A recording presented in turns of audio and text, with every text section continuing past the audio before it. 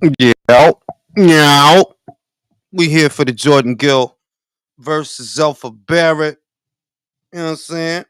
I'm really here for Rhiannon Dixon versus Karen Carbahal, Ellie Scottney versus Sigaline LaFave. But stick around for the main event. I think Zelfa Barrett is going to be a little bit too big and a little bit too much for Jordan Gill, who I don't think, unfortunately, takes the best punch. And Zelfa, when he wants to, he can punch a bit, he can crack. I remember he dropped Shavkat Rakhimov when they fought.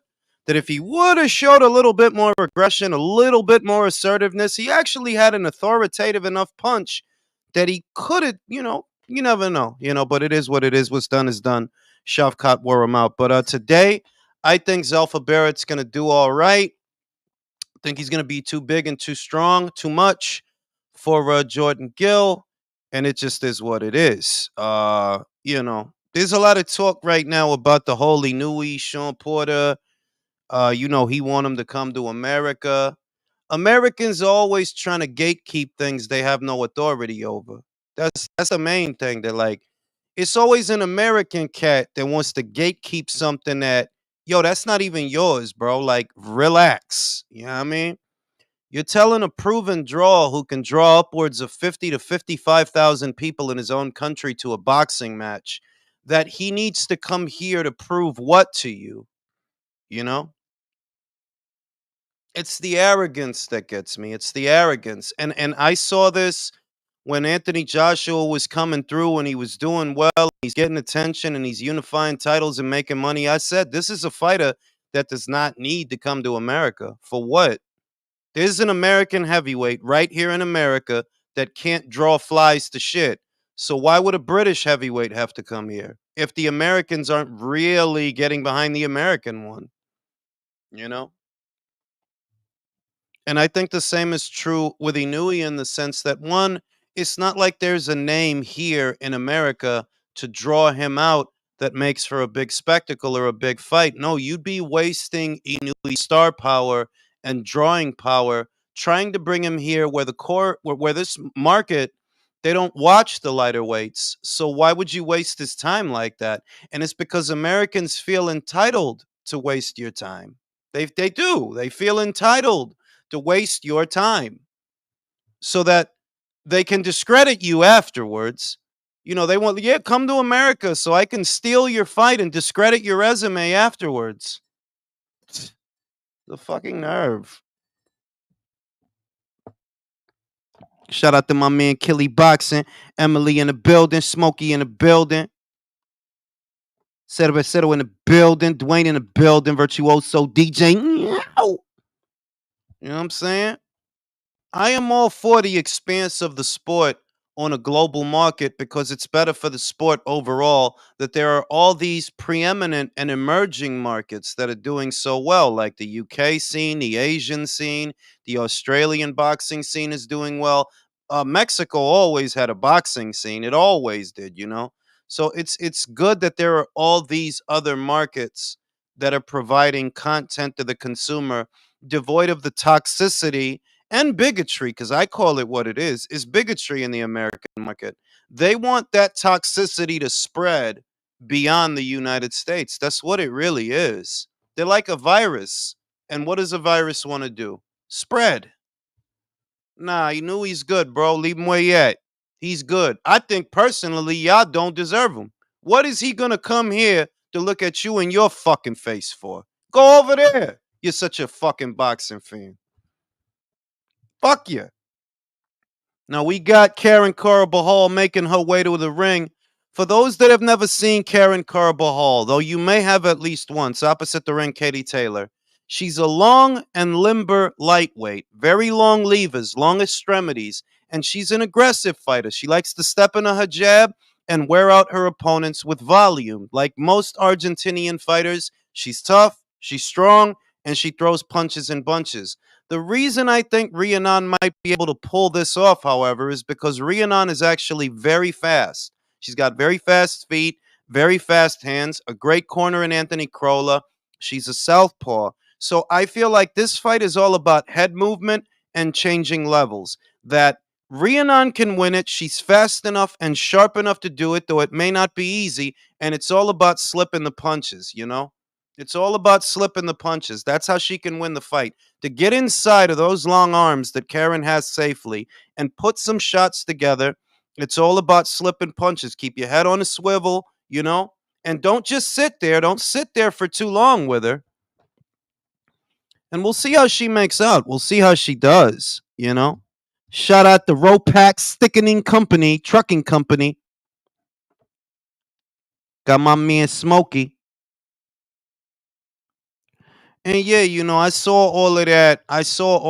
I did a video about it yesterday, even though I'm not even done on the subject. I'm going to do another one because it's the audacity, it's the arrogance that gets me. They're like, you know what? Instead of worrying about Japan's stars, worry about your own and tell your customers to stop stealing their fights. That you think that Japan's best has to come here and bow to you. Why don't you tell your customers to stop stealing shit first? Right? Like you got so much talent at 122 that he knew he needs to come here. The fucking nerve. This is not the 80s. And y'all that been with this channel for at least 5 years, you would have heard me say this for 5 years. This is not your father's era of boxing. America is not the preeminent or the only preeminent market for the sport anymore. Some people still have it in their head that no, America's the biggest. Oh, is it really? Then why was it that when Wilder fought Hellenius, it didn't sell nothing? Why was it that when Wilder fought Ortiz for the second time, it didn't sell nothing? Why is it that the average pay-per-view here doesn't sell shit? The average pay-per-view. Don't talk about the exceptions, the fights that took 5 years to make, like Spence and Crawford. Why is it that if Thurman fights Barrios, nobody buys it? If Benevidez fights Plant, nobody buys it. If Benevidez fights Andrade, nobody buys it. That if this is such a fertile market, hey, how come Andrade isn't a bigger star? Why isn't he a bigger star?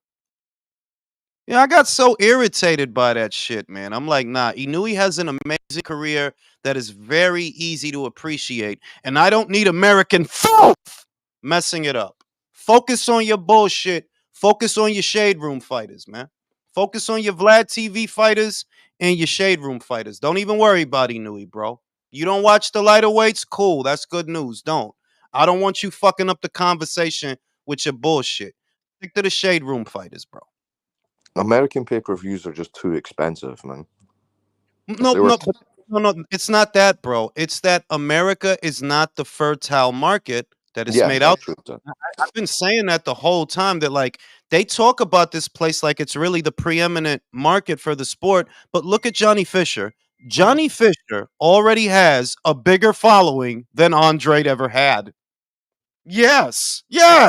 There are people that will follow Johnny Fisher to his next fight. No one follows Andrade anywhere.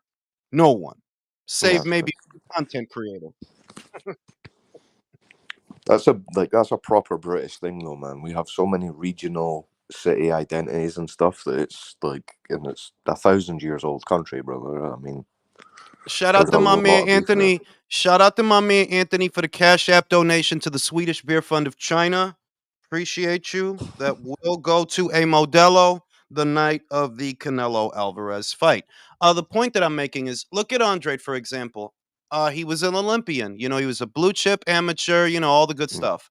And he never had a following.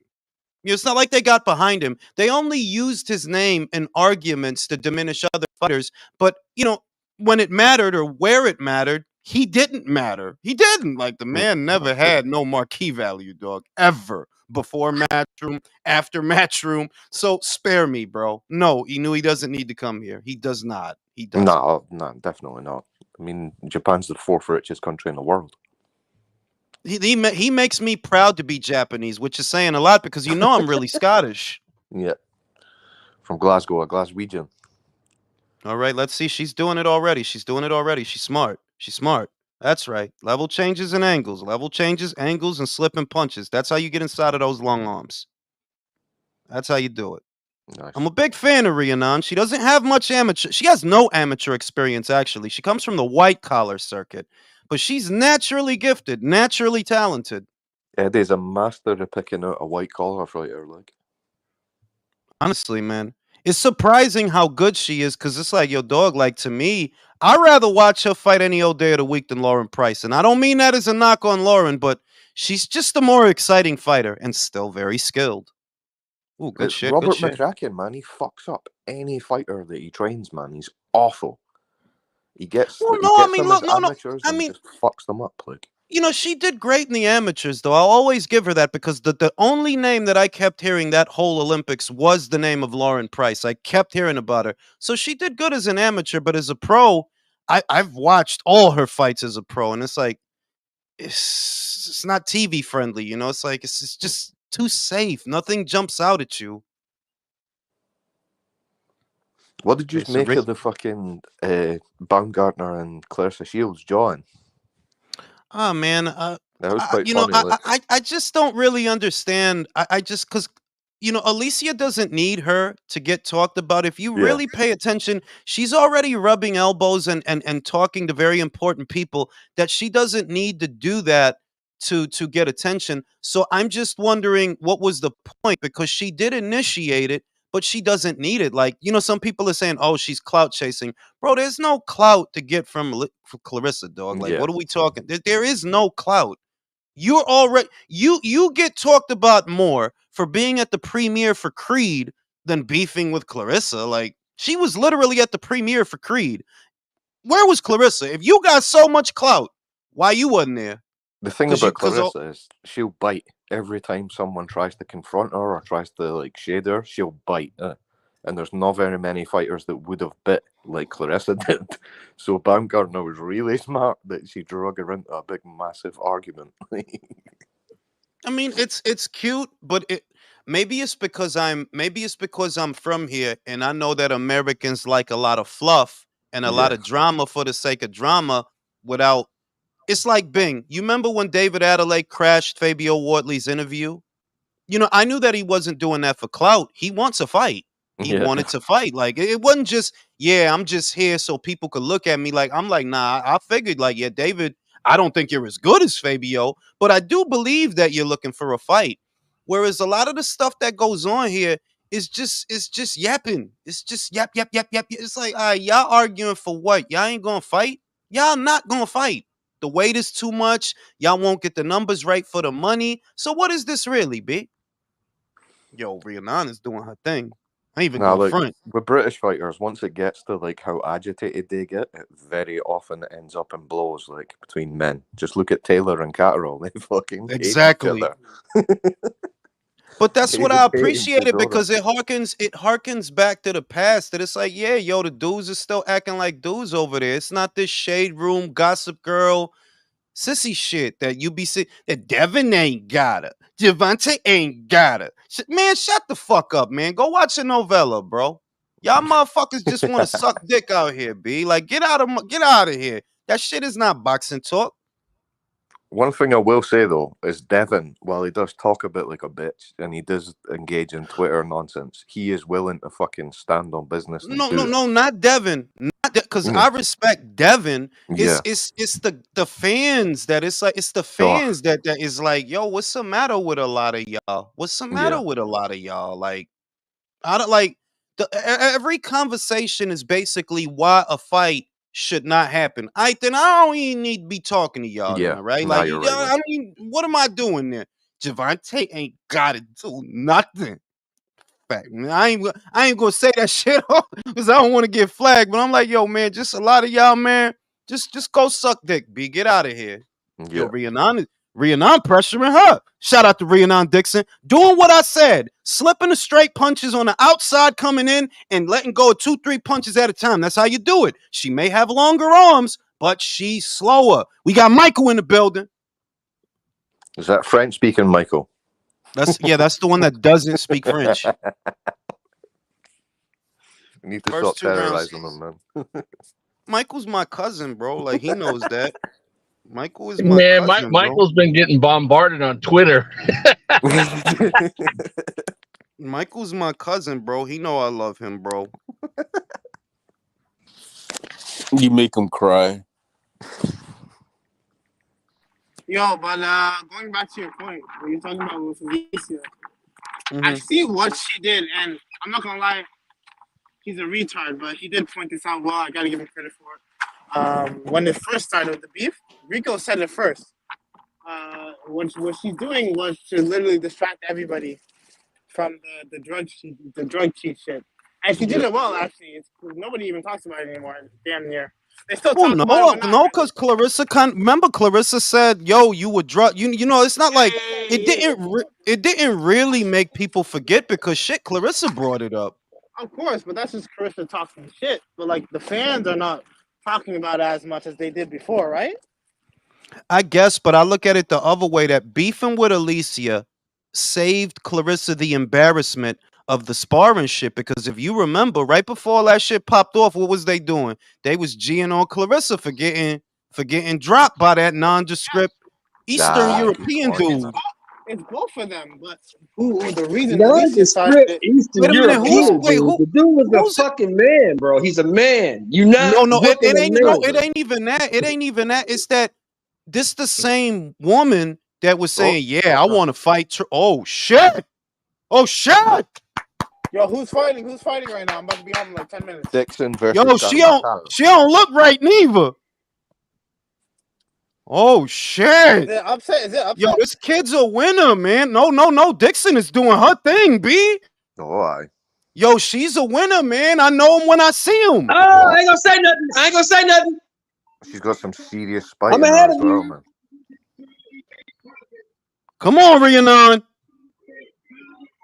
Yo, that's crazy because Katie ain't even knock her down. Katie didn't knock her down. I mean, Katie can't punch, but Yo, who TV is that? Yo, but Jules, that punch placement was perfect, bro. You know what I think's interesting about female boxers like bodies is they're completely different. They just can't shift that bulk on their legs like men can. Yo, I know the winners when I see them, man. I know the winners. Dixon is a winner, man. She don't got no amateur experience, but this ain't the amateurs, motherfucker. It's a hard northern lass, that's all it is, man. Used to scrapping. Jules, are you peeping the head movement though? Are you peeping the head movement? Yo, that's what that's what I said. That's why I picked her. As long as she slip, all you got to do one slip, two slip, one slip. Yo, she ain't gonna be able to hit you because Karen punches too slow, and that's what she does well. She real fidgety, herky jerky, slipping punches, slipping and countering.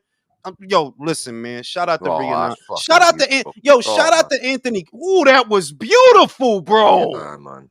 Carbahal ain't gonna be able to hit her anyway with that blood. Bro, slip, right hook. It was like the Taylor knockdown versus Ramirez. Remember that? Ooh. Oh my goodness. Can I pick him or can I pick him? You do have a good Perfect eye for slip and shoot. She slipped, she shot. She slipped, she shot. That's what it's all about. The head movement. Like, look, man, I know that Carolyn is supremely talented.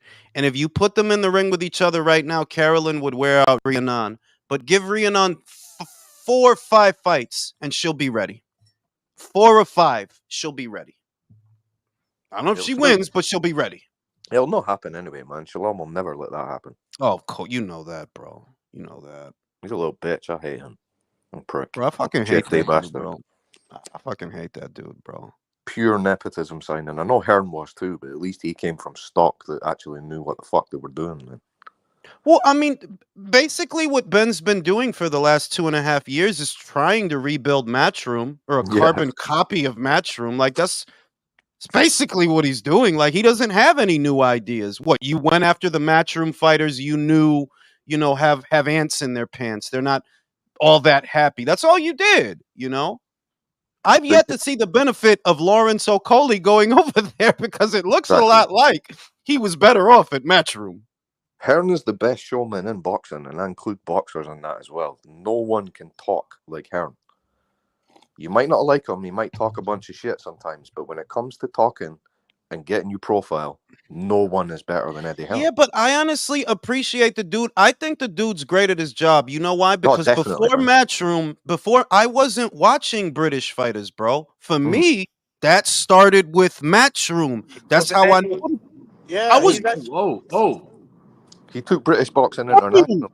Before that, it was very rare that we were on the international stage. I was already a boxing fan, obviously, but the fact that Matchroom got me started on watching afternoon fights between British fighters, even at domestic level. Yeah, this guy has to be good at his job because before him, I wasn't doing that. Now you wouldn't have had me sitting down watching Jordan Gill versus Alpha Barrett 10 years ago because of Matchroom.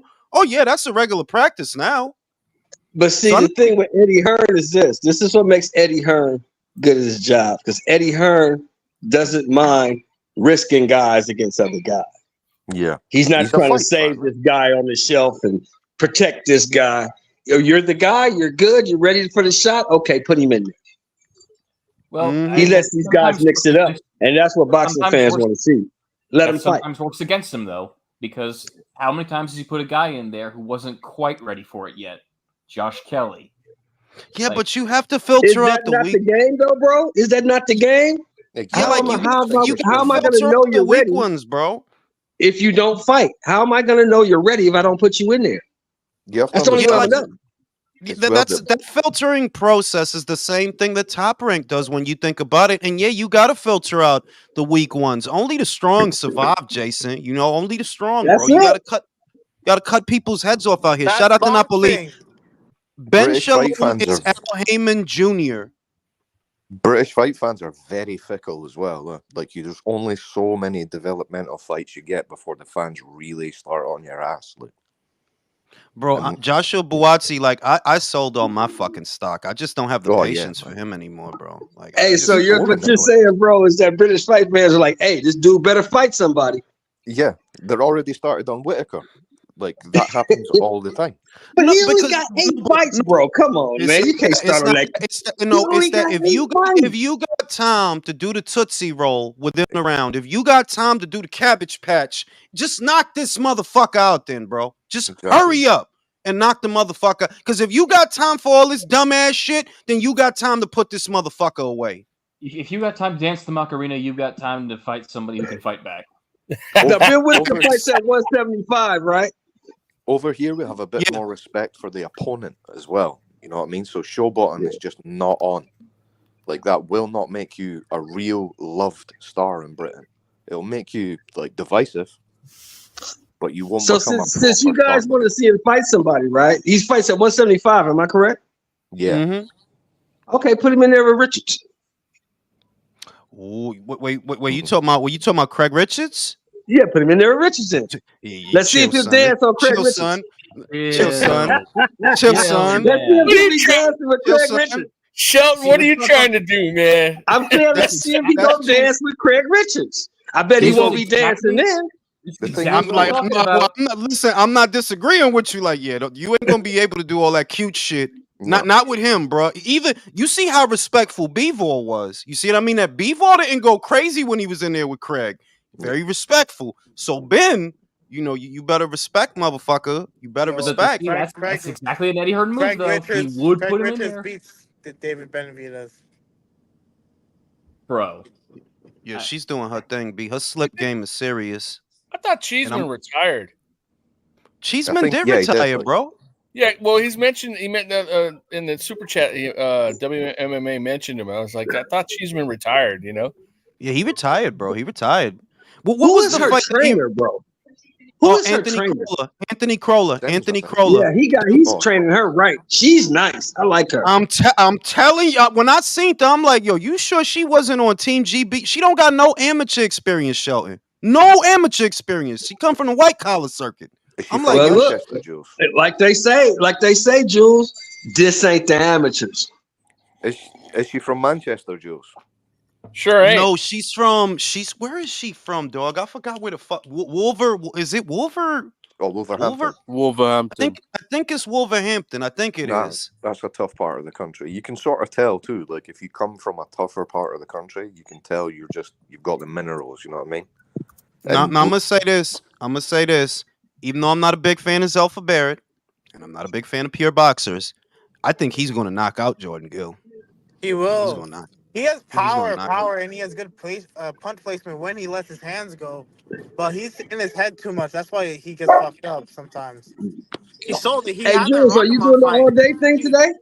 Yeah, I'm had the gonna Rockamont go fight. live. I'm gonna go live for Jared Anderson's fight later too. But you know, Yeah. Shelton, I just want to let it be known. I'm saying it again. I don't got no faith in that kid. Like he could Nah. win today. He could win today. But I don't. The excitement for me is gone. Like, nah, you just doing I your mean, thing. he's And I'm supposed to win. He's supposed to win today. I mean, this guy is journeyman's journeyman. This guy ain't nobody. He's only Facts. 23.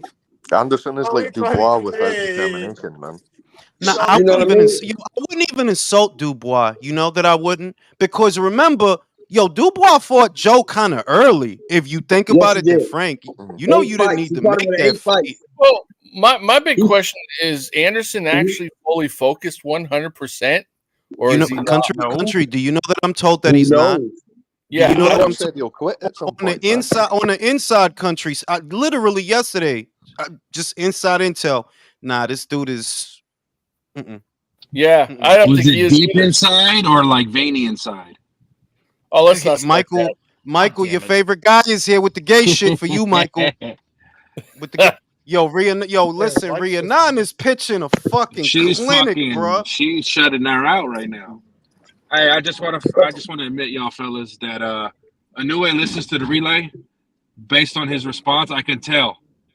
I don't know if he listen. I don't know if he does or doesn't. I don't know. I mean, that would be shocking to me. But what I do know is that man deserves a lot better than what he's getting. And don't subject him to this American bullshit. Please do not. His career is perfect. You never have to worry about an Inoue fight. You never do. No matter who it is, you never have to worry about it getting held up. And he fights on a regular schedule. So no, don't infect his career with this American bullshit. Yeah, they're No. doing a great job with him as it is. They don't need to come here and do anything. Did you The see Saudis Sean want him Porter's to fight there response? too, huh? Sean you Porter's also- response was typical PBC. Typical no, clout he gets chaser. paid. He gets paid. Typical clout chaser response. I would love to have you on. No, you wouldn't love to have me on the pod, bro. You wouldn't, because what you doing. You know what you really saying? That what I have done, even though I've done a whole lot, more than you ever did. Oh, it's not good enough. That's what you saying. No, you don't need to come to America for what? For what? So you can steal his fight and then discredit his victory afterwards, right? Fuck out of here, B. Get the fuck out of here, If B. Sean really wanted an interview, he'd fly his ass out to Japan like Evan Korn or Moretti wouldn't get him a credential. Shout out to Evan Korn. I just like saying that name. WMMA said Hearn is good at recognizing fighters of all levels and stock. Ed Cheeseman is not international level guy, but that is true. Cheeseman, Yeah. like he wasn't never going to be on nobody's pound for pound list, but he was made for television. Yeah. He was Yeah, made He for loved fucking television. Cheeseman. He was kind of like Gotti, you know. Even though he wasn't the high level, it was great to watch. Yeah. Yeah. That's a bit Gotti like was I world was champion. explaining. The fuck are you talking about? Shout out to That was Lady a bit- Chan. That was a bit like I was That was super explaining champ. last week, though. But you know what I'm excited for tonight? And you guys don't laugh when I tell you this. You know what I'm excited for tonight? WWE. I'm excited for Holly Holm versus Kayla Harrison. I'm That's excited the fight I want. I'm not gonna lie to you, Shelton. I seen that. I do like that fight, but I'm gonna say something. Them PFL fighters, man, they ain't. You know what I'm saying? Them PFL fighters is like y'all like the Aldi of the shit. Didn't they have a tournament? Yeah, they did. Didn't That's they the only. They did have a tournament. PFL versus Bellator. All the PFL fighters lost, bro. Except for that champion they got over there. You know what I love? The only time we get Jules to cover MMA is when it's a boxer fighting MMA. Saying, because I'm not into the sissy fighting. All that, I'm gonna roll around the floor and squeeze you in my thighs, bro. That's not fighting, bro. I don't know what that shit is. That shit look like a mating dance. Jules, I'm gonna tell you this. Kayla Harrison is just a bigger version of Ronda Rousey. Really? And if she go in there thinking that chick is old, Holly Holm gonna knock her ass out too. I love it. Yeah, she just might. I love it. Shout out to Lady Chan. Shout out to Lady Chan. Nothing wrong with Whitaker. UK is to up their own ass. Ooh, Chan is defending Ben's dance moves. Did you see Yeah. that rumor that I tagged you in, Yo, Jules? Jules, Well, what's your take on Chan, put yo, his Jules, ass in there with Craig Richards did. Put his ass in there Sounds with like Craig UK Richards. here, Let's see if man. he dances. Yeah, Jules, what's your take on Eddie Hearn fucking signing Jaron? I mean, it's good. Look. Devoid of the polarization of the Terrence Crawford and all that shit, it's good because I want the fighter to be active. I want the fighter to fight 2 to 3 times a year on a regular basis. And with Matchroom, you know that's possible because they do shows in America, they do shows in the UK, they may do some shows in Australia. You know they're involved in Saudi. So the silver lining here is, okay, Boots, now we really get to see what you're made of because you're Yeah. going to be fighting on a regular basis. And that's what I've always wanted. Whereas if you look at the schedule that he was on, while he fought 2 times, only 2 times last year, he only fought once, I believe, the year before that. You're fighting too infrequently. And it's not like the opponents were great on Showtime anyway. Think about it. Thomas Dulorme, Karen Chukatsian, Karen Chukatsian. You know, and God bless him because he could box, but that's saying that it's not like the opponent options have been great up until this point. They're You not could world find beaters. you could find guys like the guys that he's been fighting anywhere. So the fact that, look, you better off going to whoever has fight dates. That's where you need to be, and that's where he is. And I think it's good because this shows, no, he is serious about his career. He made a big boy move. That was a big boy move, and he made it, and that's encouraging. Well, I mean, Are you ready Jules, for? what's your prediction in regards to his first opponent? Connor His Ben. first opponent. His first opponent is supposed to be Cody Crowley, and I believe Matchroom wallet out because the way it is, I did the splits. He stands to make 215,000 with Sissoko and another 47,000 if he wins. So Eddie's gonna have to round that up to at least 350 to get him to bite because he loses the both of those fights. hey, Jules. So here's the thing, though. I mean, no Wait, matter how much, whoever's in traffic, mute yourself. I don't want to hear the traffic. Go ahead, country. no matter how much they wanted to be loyal to Showtime, PBC, they finally were forced to admit that there is nothing there, nothing coming down the pipe for them. What was the incentive to stick with them? You know what I mean? The main thing is the main thing was that I remember last year, David Benevidez was the one who said it that, yeah, man, we're gonna have Boots on the undercard of the Andrade fight. And that didn't happen. And it's like, Brody, y'all couldn't make a fight fast enough for Boots to get out there one more time in the year. And then it became, oh yeah, he's gonna be on the undercard of the Morell fight. And then it became, oh yeah, he's gonna be on the undercard of the It's like, bro, y'all just throwing empty promises at this guy. That's all y'all doing. And there's no name over there or no names over there so great that he has to make a commitment over you to you that, yeah, you got Stanionis. Yeah, you got Barrios. But those are not exactly big fights, are they? That he should have to make a commitment to you to get to them? No. Fuck out of here. How long would it take you to make any of those fights? How long? I see it But going you got like to think this, about man. this too, fellas. You got to think about this also. By him going to Matchroom, who's connected to the zone, that makes the Virgil fight possible. That makes the Conor Ben fight possible. Thank you. Like, yo, this bigger. It's way bigger shit than yeah, yo. Go to the PBC. Maybe you'll get a Barrios fight. And you know what? Matchroom will actually make the fight happen. Where PBC would hold his ass back and say no over some trivial bullshit. The way I see it going is mandatory, and then the Jack Catterall versus Taylor winner, then Ben, and then finish on Devin Haney in a mega fight. Bro, that Jack Catterall fight. Hey, didn't Taylor pull out of that fight, bro? Didn't Taylor pull out of that fight? No, it got postponed. It got postponed. It's still going down. It just got pushed back to the following month, but it is still going down. They setting an undercard for it and everything. That's what I think is going to happen. Be those 4. I'll believe it when they get in the ring.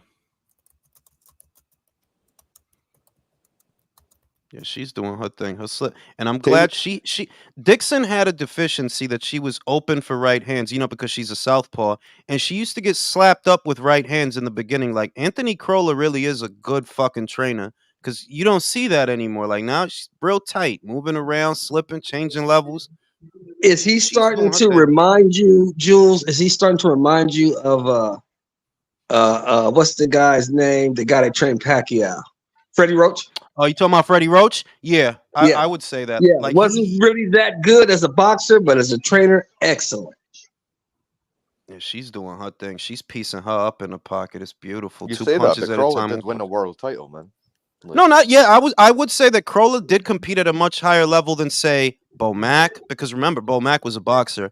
Crawler Yeah, he did was a get to bum, a though. higher. Crawler did get to a higher level than say Brian McIntyre, than Freddie Roach, than some other Then train, Derek James. Then Derek then- James.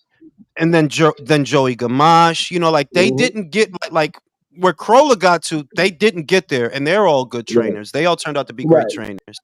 Right. But it's just like the Phil Jackson effect. You're always better if you get to sit down and watch. Yeah, I do Crawler's agree a with good that. dude as well, man. Crawler Remember, reminds he me. almost died. I think that Crawler, yeah, because he beat up a burglar or some shit. Yeah, they hit him off the head with a slab because he was beating one of them up. The other one came behind him and they hit him with a concrete slab on the head. He almost died. He kind of looks like Orlando Bloom in Pirates of the Caribbean. Is that a fair, like a parallel? He kind of looks like that guy. Dude, there's something wrong with you, bro. There's something wrong with you, bro. Get some help. I think he's beyond help at this point. Shout out to Eddie Usman. Wait. Shout out to Eddie Usman. Jaron Anderson versus Fabio Wardley. Who wins to the panel? Well, look, I'm gonna be Wardley. honest, bro. I don't think Jared wants it, and I look at that as a very I don't know, bro.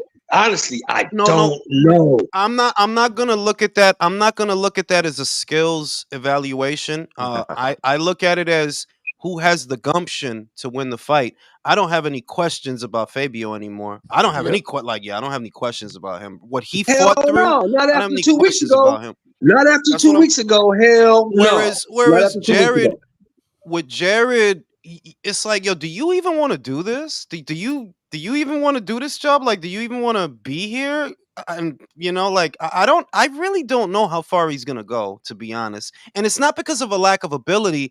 I look at it as, yo, you have a lack of desire. Like, you're not really all the way in. You know what I mean? I honestly think Jared has a lot more talent than Wardley, but like we were just repeating on ad nauseum, Wardley wants it. Like, it's not even a question of wanting it more. He just straight up wants it. Jared doesn't. He makes me proud to be from Ipswich, bro. Like, shit. Shout out to Fabio. Am I tripping? Am I going extra, or is Wardley versus Clark a candidate for fight of the year? Oh, that's right. a great fight. Absolutely, it's a fight. Yes. That fight had everything. Ebbs and flows and back and forth. There was a knockdown, but Frazier turned fucking Fabio's nose into tomato paste. It was a beautiful fight, bro. Beautiful fight. Orlando Bloom is he gets to eat Katy Perry's pussy. They still together? Yeah, I guess so. Nah, I'm talking about celebrities. Fucking Leo's got it right, man. Nothing over 25. Yeah, no. Well, I don't know, because I think we're all different. Holy shit. I think we're all different in the sense that young joints are morons, and don't you want an old slut? Don't you want like an old slut that's seen a lot of penises and knows her way around a cock? Isn't that better than?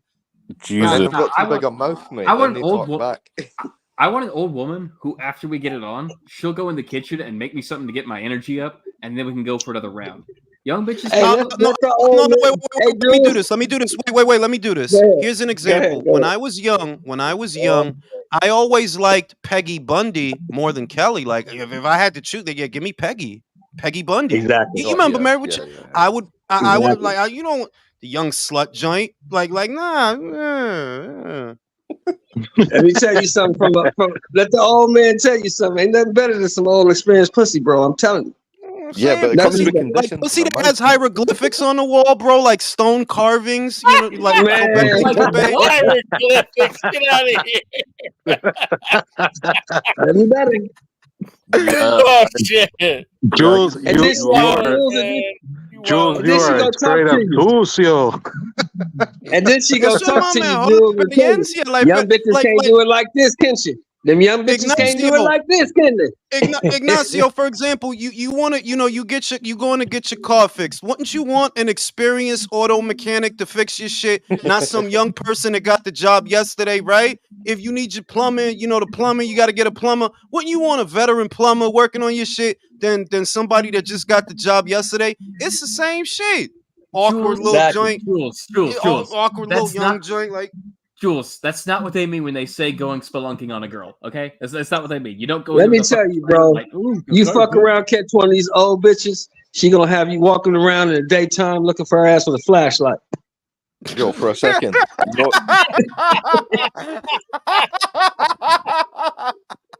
I'm telling you. For a second, boys. You know who looks like she would ride you into battle? Fucking Who? Clarissa Fields, man. Hey, I'm not gonna disagree with you on that. I'm not. Nah, but then I'd have to. Amazing. But then I'd have to fight her. Fuck that. It's not even that. It's that after you nut, you gotta hit. Yo, look. Imagine you just bust a nut, and then she turns on the fucking mixtape. Oh, like, you nah, start that see, I'm rap not- shit? No, don't start that rap shit. No, you don't know she has a song, bro. She made a diss record. Yeah, for she did. Alicia. You know what though? She looks like you pissed That her off. song and was she trash, football though, tackle bro. Your ass and shit, man. No, thank That you. song was garbage. Jules, did you hear it? That shit was trash, bro. No, that shit. No, look, that shit was hot garbage. That shit was hot garbage, boy. Baumgartner should just fight her anyway, man. Clarissa has a 30-pound arse. I mean, Well, here's the thing, though. But here's the thing. This is my problem with the whole situation. Clarissa wasn't bothering you. Yeah. You started this shit. You are right, though. You are right. That the one who started. I told you why. I told y'all. So since you want to fight, move your punk ass up or shut the fuck up. One of the two. But this the other thing. Clarissa is waffling in the sense that you was literally talking shit about coming down to 47 for like 3 or 4 years, so that as soon as somebody says, "Oh, all right, I got you, I'll meet you there," now you don't want to do it. Come It's on, like, but Jules, be honest, Jules. Be honest now. Be an honest guy. Who gonna get you the most money? Katie Taylor? Motherfucking I'm not disagreeing with you. If it had stayed on Katie, I would say yeah. She said if she had stayed on Katie, then I would say, well, yeah, she was talking about Katie specifically. She wasn't talking about all of y'all. But Clarissa literally said, yeah, all them girls at 47, I come down there. Shit, I might come down to 40. So it's like it just looked weird that so that as soon as somebody say, oh, I'll fight your ass. Now it got to be 54, huh? Now You were right, Jules. Dixon won. I know I was right because I know what the fuck I'm she talking won about. the fight. Was you watching? She won the fucking fight. She won it easy too. Yo, Jules. Wait, everybody shut the fuck up. That's the main thing. That I thought it was gonna be a lot harder than that. Those that don't believe me, Katie struggled with that lady. Mic is that, yo? Yeah, who is that, man? Damn, how hard is it to get a good mic, yo? Fucking. Katie made that shit look difficult where Rhiannon just made it look easy. I'm just saying. Somebody's got something on in their background. That's what Katie's old as shit, man. She's coming towards the end of her career. I wish she would just retire, to be honest. Yeah, she needs to before she gets knocked out. I really don't want her to fight Amanda again. I don't know what's gonna happen if she fights Amanda again. She might get knocked out. I'm sorry to say that, but she might. I always thought she was hang on a overrated second as well, man. I didn't. Amanda, it's not like Amanda's some spring chicken herself, guys. Yeah, but Amanda can still hit like a motherfucker, though. Amanda got that power that saves her. How long? Plus, it's at a bigger weight, remember now as well. So, Serrano, is she going to be able to hurt Katie if Katie's got a bit more weight about her? Well, the rematch is not going to be at 140. Is it not? I think it is, bro. I think it is for undisputed at 140. Why would it be at 140? Wait. Who's Mike? Whose mic is bugging out like that? That's Chris. That's not Chris. My bad. Drew. I don't think there you go. As soon as I said, I'm gonna go. Look, I'm gonna go take a shit. Y'all sort out y'all mics. Yo, Renan Dixon is cute. Guys, $30. That's all you need to go. Go to Amazon. No, Jason. Get a good mic.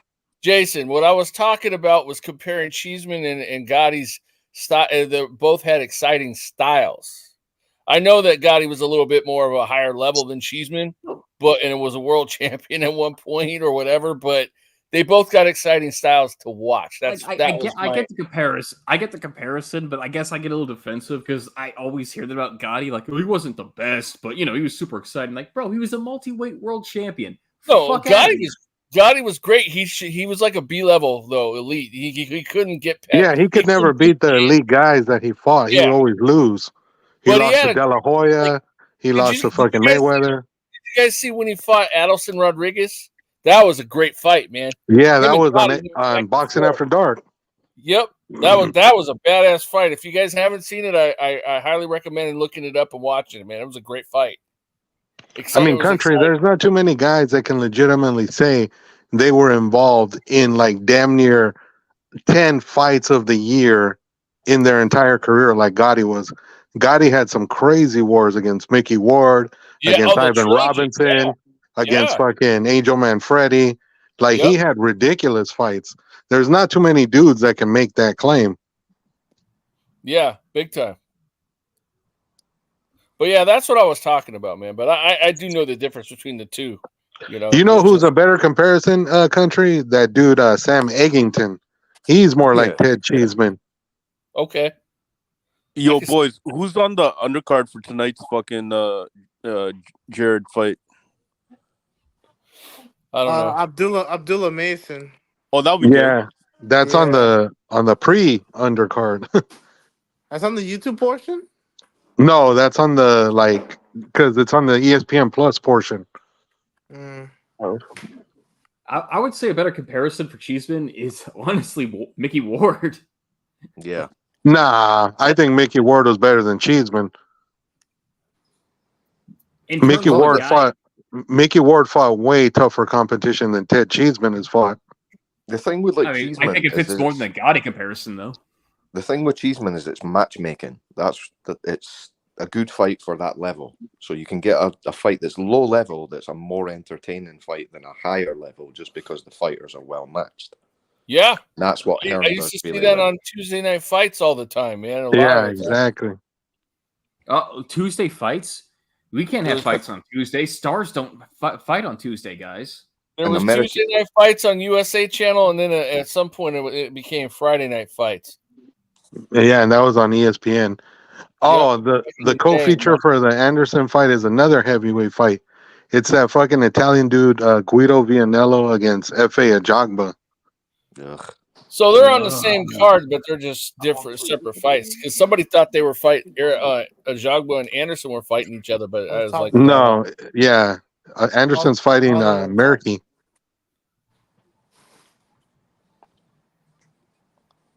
Yeah, FA should win that shit. Yeah, Vianello sucks. Vianello's overrated. Ajagba's shit as well, man. I was gonna say. Yeah, he ain't that great.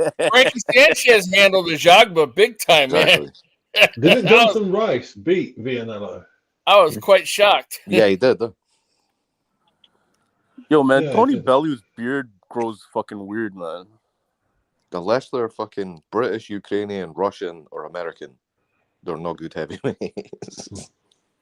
Or Uzbeks now as well. Hey, did you guys see that there's a card in Uzbekistan tomorrow and Michael Hunter's on that shit? God, talk about wasted fucking career. Yeah. Hey, Michael Hunter is fighting in Uzbekistan. He's fighting. The moment he went over to Triller, it all went to shit. He should never have done that. He should never have left cruiserweight, man. He should have stayed there. He could have left cruiserweight. His mistake was leaving Matchroom. They signed him for one fight, and then he didn't want to fight until he got more money. Because he fought Povetkin, and then he drew Povetkin. Yeah, like his draw there. I won't say he was on top of the world, but he had like a lot of buzz. Like, this is the guy who gave Michael Hunter the most trouble. Yeah.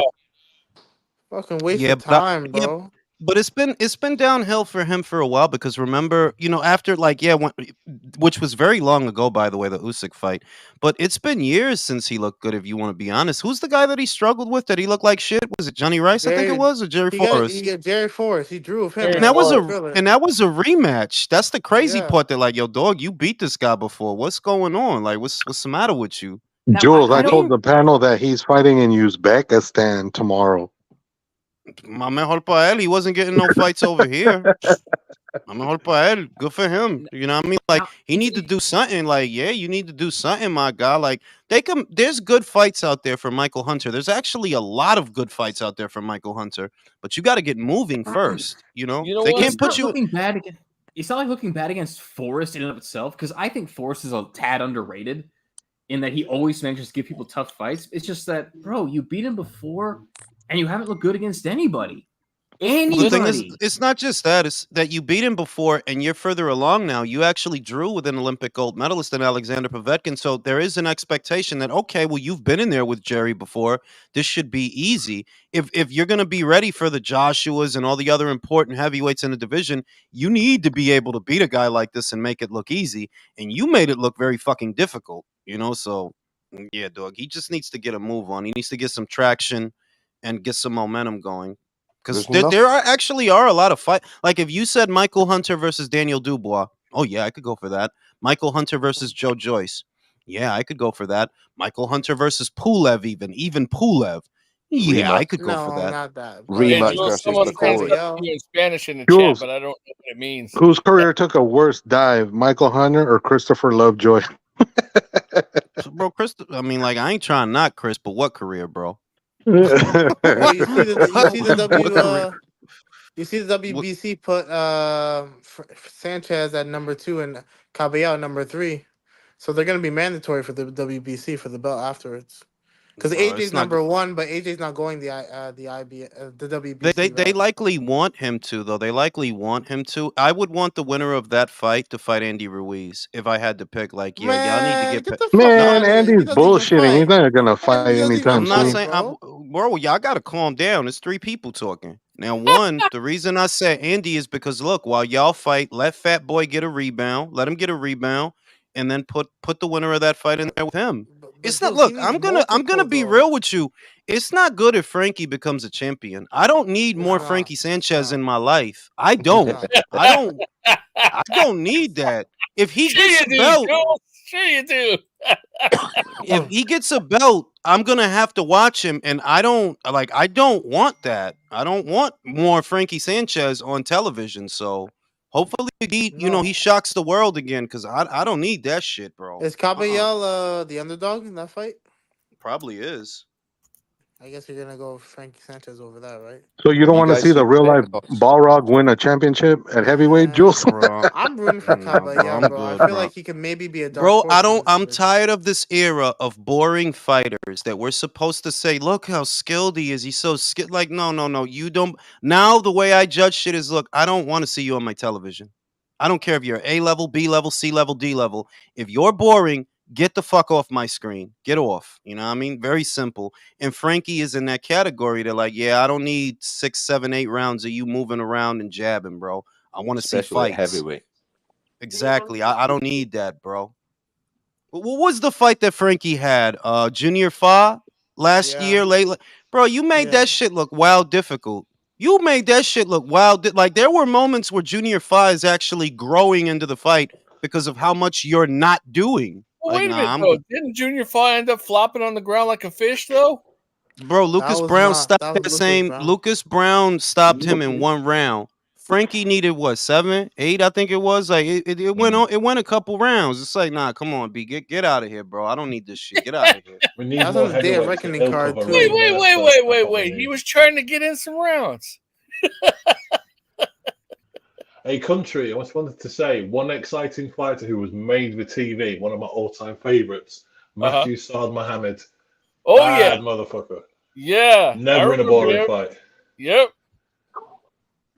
You know, so yeah, and we got Jared later, and like I said, I kind of sold all my stock already. It's not a career that I'm excited about. I really don't know how far he'll go because he does have ability, but he lacks desire. So that's a dangerous combination for you to one day get found out. So I've officially sold all my stock. Like, there's about 3 fighters I sold all my stock: Jared Anderson, Joshua Buatsi, Lawrence Okoli.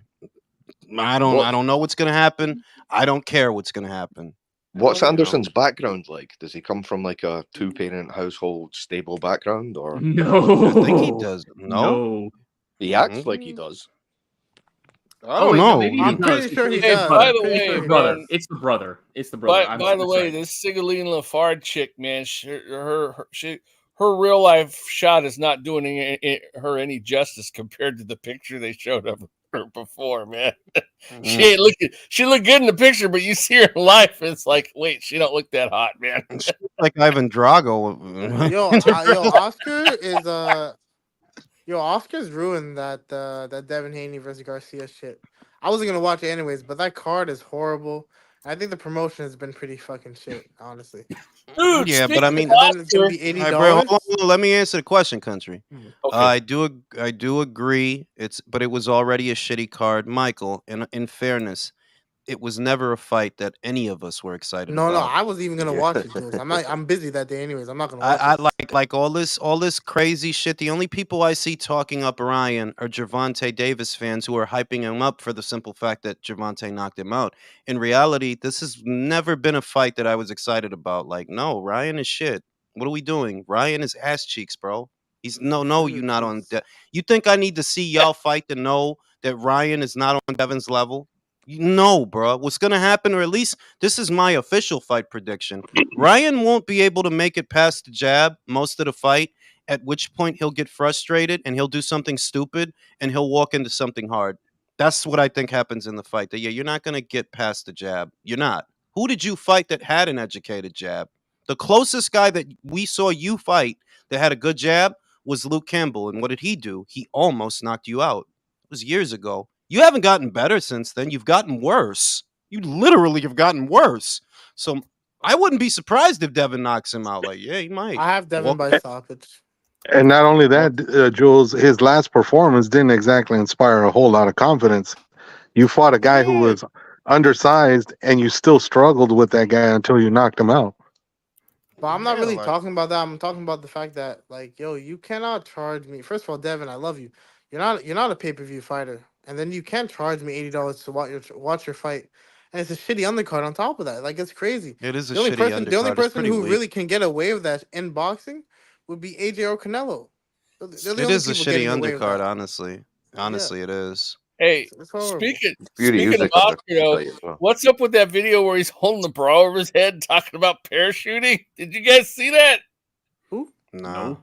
Yeah, it was on one of the guys posted on Facebook in a boxing group. Oscar De La Hoya is holding his bra over his head. He's in a hotel room somewhere. Oh yeah, where he's saying big titty committee. Oscar's weird, bro. He's a weird. Yeah, like look. Bottom line, if your assertion, Michael, is that it's not a pay-per-view worthy show, I'm 100% in it. It's not. Not even the main event. Like, nah, like it's a money play for Devin. For Devin, I understand it, because if you're Devin, low reward. I mean, high reward, low risk. Ryan is a piñata, bro. So as a money play, I understand that they're like, yeah, take care of this guy, parlay those pay-per-views into some more pay-per-views for a different fight, the one after that. I understand why he's doing it. But is it a good fight? Not to me, not really. It's just not a fight that I'm excited about. Hey, do you think Ryan's going to try to do the shoulder roll in this fight with Devin like he did in his other fight? No, I don't think he's going to do that. I doubt it, Country, because Devin doesn't fight like Oscar Duarte. Duarte is a come-forward pressure guy. That shit was funny as hell, dude. I was rolling. Oh, no, he was flopping like a fish.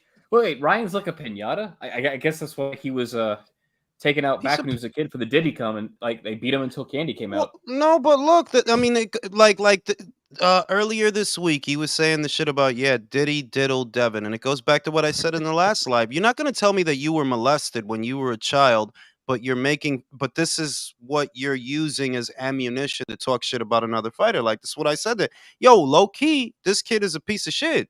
You just making shit up, bro. High key, like, you're a piece of shit. You just making shit up, bro. And and for those people, unfortunately for them, that maybe that happened to them, you really shouldn't be doing that. But he's a piece of shit.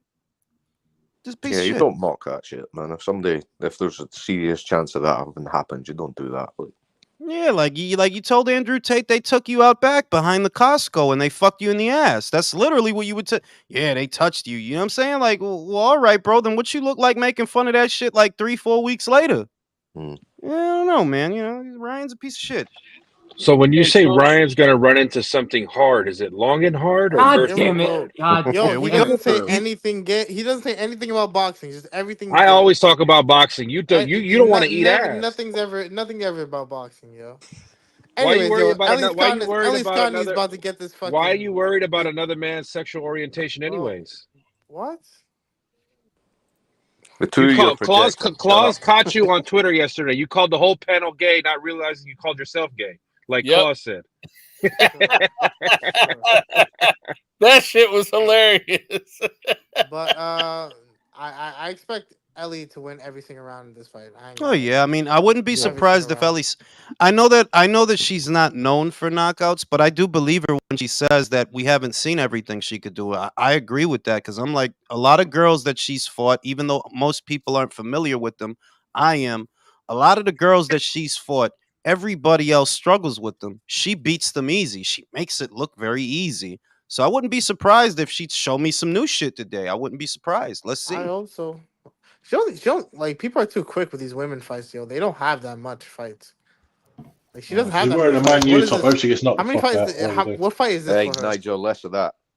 This is her ninth. This is her ninth professional fight. But in Ellie Scottney's defense, I think she was a Team GB alternate, wasn't she? That she wasn't on the team, but she was like an alternate. Like she does have an amateur background.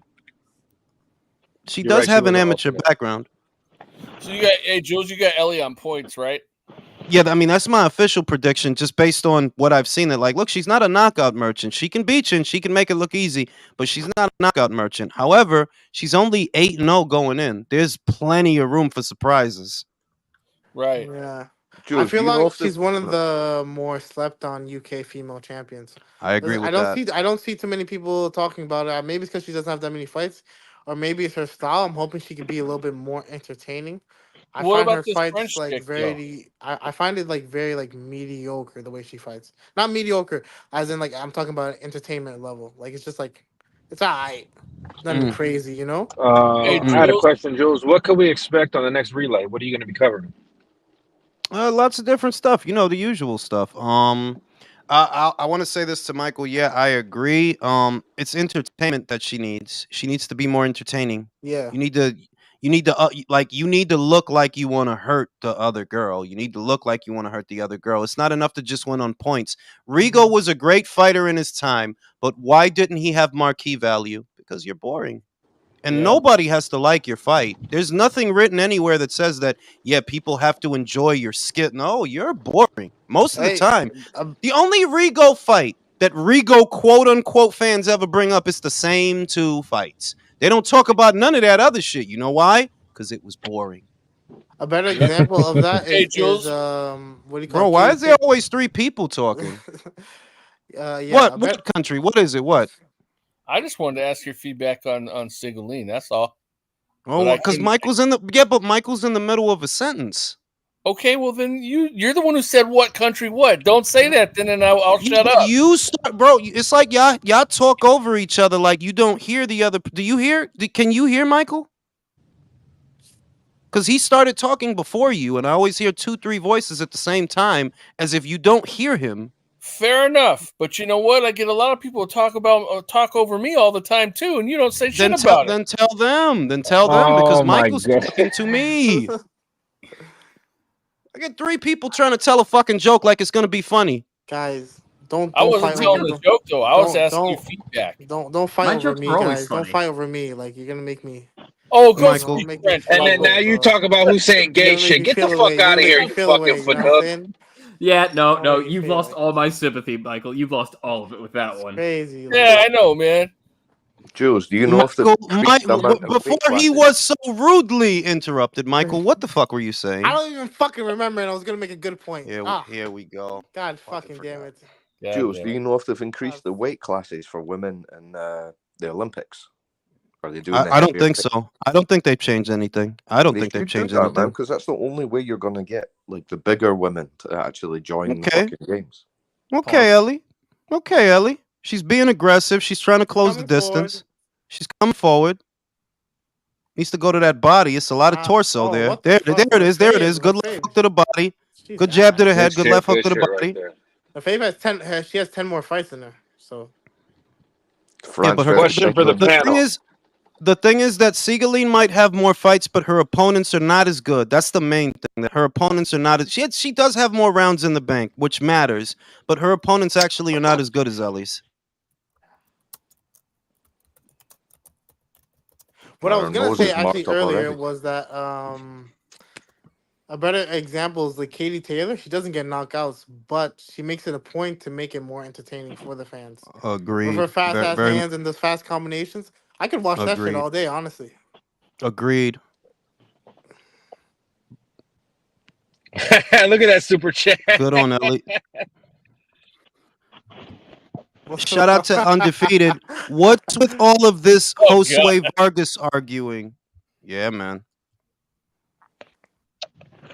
Question for the panel. Mauricio Suleiman said that Adames is going to be fighting at 160 for the belt, but who could he fight in the UK?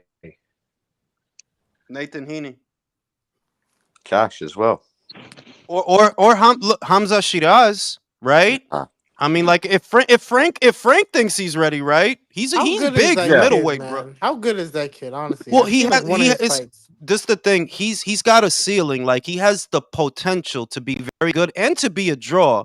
And the guy's kind of huge for middleweight. But how good? That's a good question. That's a good question. You bring up a good point honestly. right there, Jules. Because if I'm Frank Warren, like fuck it, a vacant WBC, and we'll have it over here. That's home cooking, baby. And Carlos, when's the last time Carlos fought? Yeah. In June of last year. Yeah, now's the right time. Now's the right time. Because if Carlos thinks he's going to get a fair shake in the fucking UK, yeah, okay. But I think Shiraz definitely will pose in problems. I'm not sure you can say that at number 15 at the WBC, and like I say, Shiraz is right up there, so it makes sense. But it's like we said on the channel. Go ahead. Like Nathan Haney versus Carlos Adames, even though it's a possibility. If you saw Nathan's fight, his last one, that doesn't make any sense. No, like yeah, doesn't make any sense. But I heard his name is in the running, so I'm like, Haney loses that fight, bro. Like, yeah, he'll lose that one. He does. As much as I like him, he does. Yeah. We see the turning tide on Mauricio now. He wants his titles in rotation because Turki Al-Sheikh wants his titles in rotation. And Mauricio needs that money, baby. Well, PBC's fucked now, so where else is he going to get the money? No, I mean, it's literally, it's like, I don't even get into it anymore because it's just a grocery list of things I was right about. What did I say? That when the money dries up, the favors you were getting from the sanctioning bodies, they'll dry up with the money. The only reason they were doing you those favors was because you were paying them. You know, once that goes away, so do the favors. Why is Carlos Adames' name? Why is Carlos Adames? Yeah, she's putting it on her. Why is Carlos Adames' name tagged to UK fighters when, hey Carlos, aren't y'all on the same side of the street? Y'all make the fight. Nah, right? Y'all ain't got no money. Y'all ain't got no money. What do people think? And I know we know Mauricio wants 3% of a Saudi sanctioned fight with Crawford and the WBC or them than a PBC fucking 3%. I think Scotty's having problems with the reach, man. Yo, Jules, is it a rumor? She's missing a lot. She's missing a lot. Yo, Jules, is it a rumor that Turki Al-Sheikh's trying to put the Crawford Zoo shit together, or is there any actual fact to that base, or I don't know? I mean, I heard the same rumor you did. I don't have Turkey on speed dial. I said that last week. Well, and Mauricio did that interview. Mauricio did that. Listen, Mauricio. Did you watch the Boxing Voice interview with Mauricio? Who's saying like he knows Turkey talked to Sebastian's team about fighting Crawford, and Samson said it on Pro Box TV in Spanish. He's the one that let it be known that Crawford does have Saudi backing. They did send Sebastian an offer, and the only reason he didn't bite is because Sebastian is injured. But I maintain what I said, that I don't think I think they're exaggerating the severity of Sebastian's injuries so that he doesn't have to fight Crawford. Like, I don't think you want to put him in there with Crawford. Nah. His nose was broken, not flattened. That's like a month, if that, to fix that damn thing.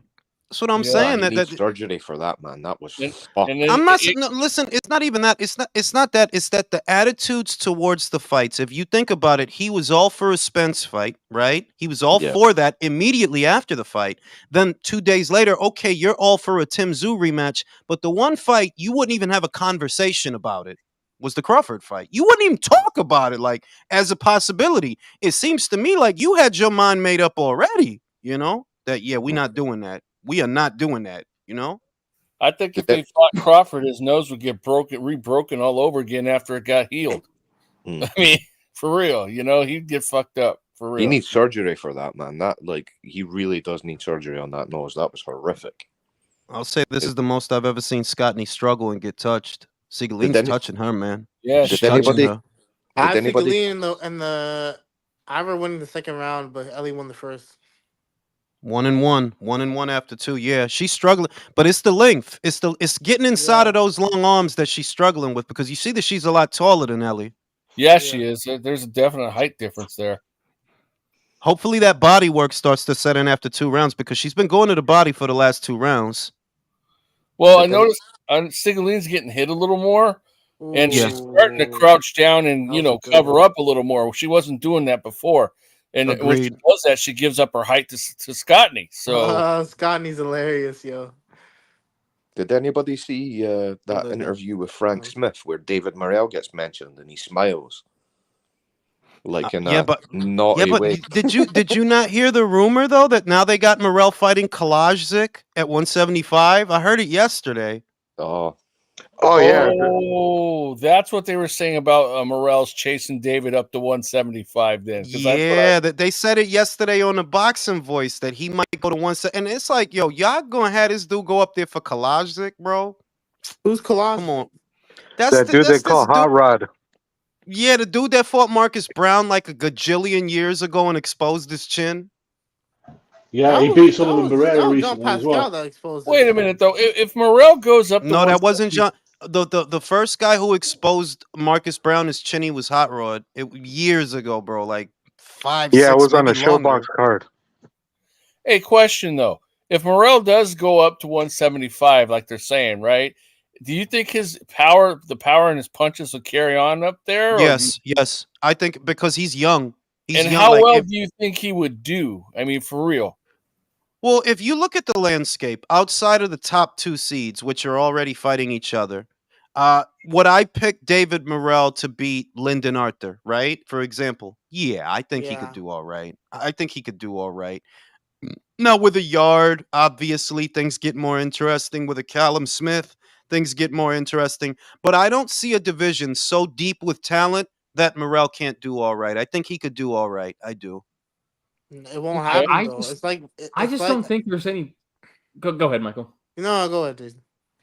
I just don't think there's any fucking point in chasing Benevidez. Like, bro, if Benevidez does this, you have a clear shot at Canelo. A clear shot. You'd be like the last mandatory standing when it was all said and done. And even if he doesn't get Canelo, he'll probably take over the division afterwards anyway. But the problem with both of those guys, they work for a company that doesn't want to work for anybody, and they don't have any fights on their side.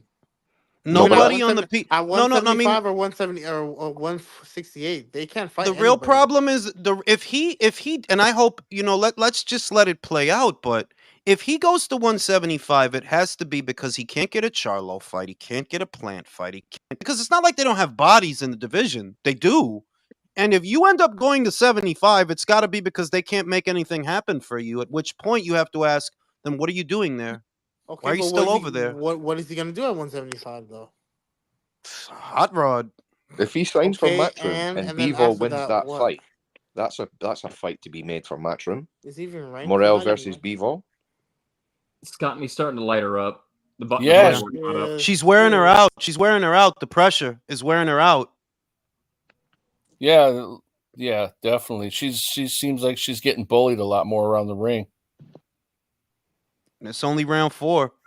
Bear in mind, Scottney's not a pressure fighter. Her strength is that she's adaptable. That's what I've always maintained. That it's not that she's this or that. It's that she's malleable. Depending on who the opponent is, she can definitely change and tailor the approach to the opponent. Segaline's looking real messy and real tired after 3 rounds. Well, 4. Now, Scottney's doing well managing the range now. Like she's Ooh, that was a good got her range. on the jaw with that 1-2, man. That was a good one. Yeah, she's crowding her. She's doing a good job of crowding her. Body shots. She's got Yeah, a taste there of it her is. power, and she decides she can just walk her down. It seems. You know what I mean? Yeah. Oh, nice She body doesn't feel the shot. powder. She has 1 knockout in all her 18 fights. She has 1 knockout. Get the hell off the ropes. She don't got the power like that. She can't. None She of the physically women do, man.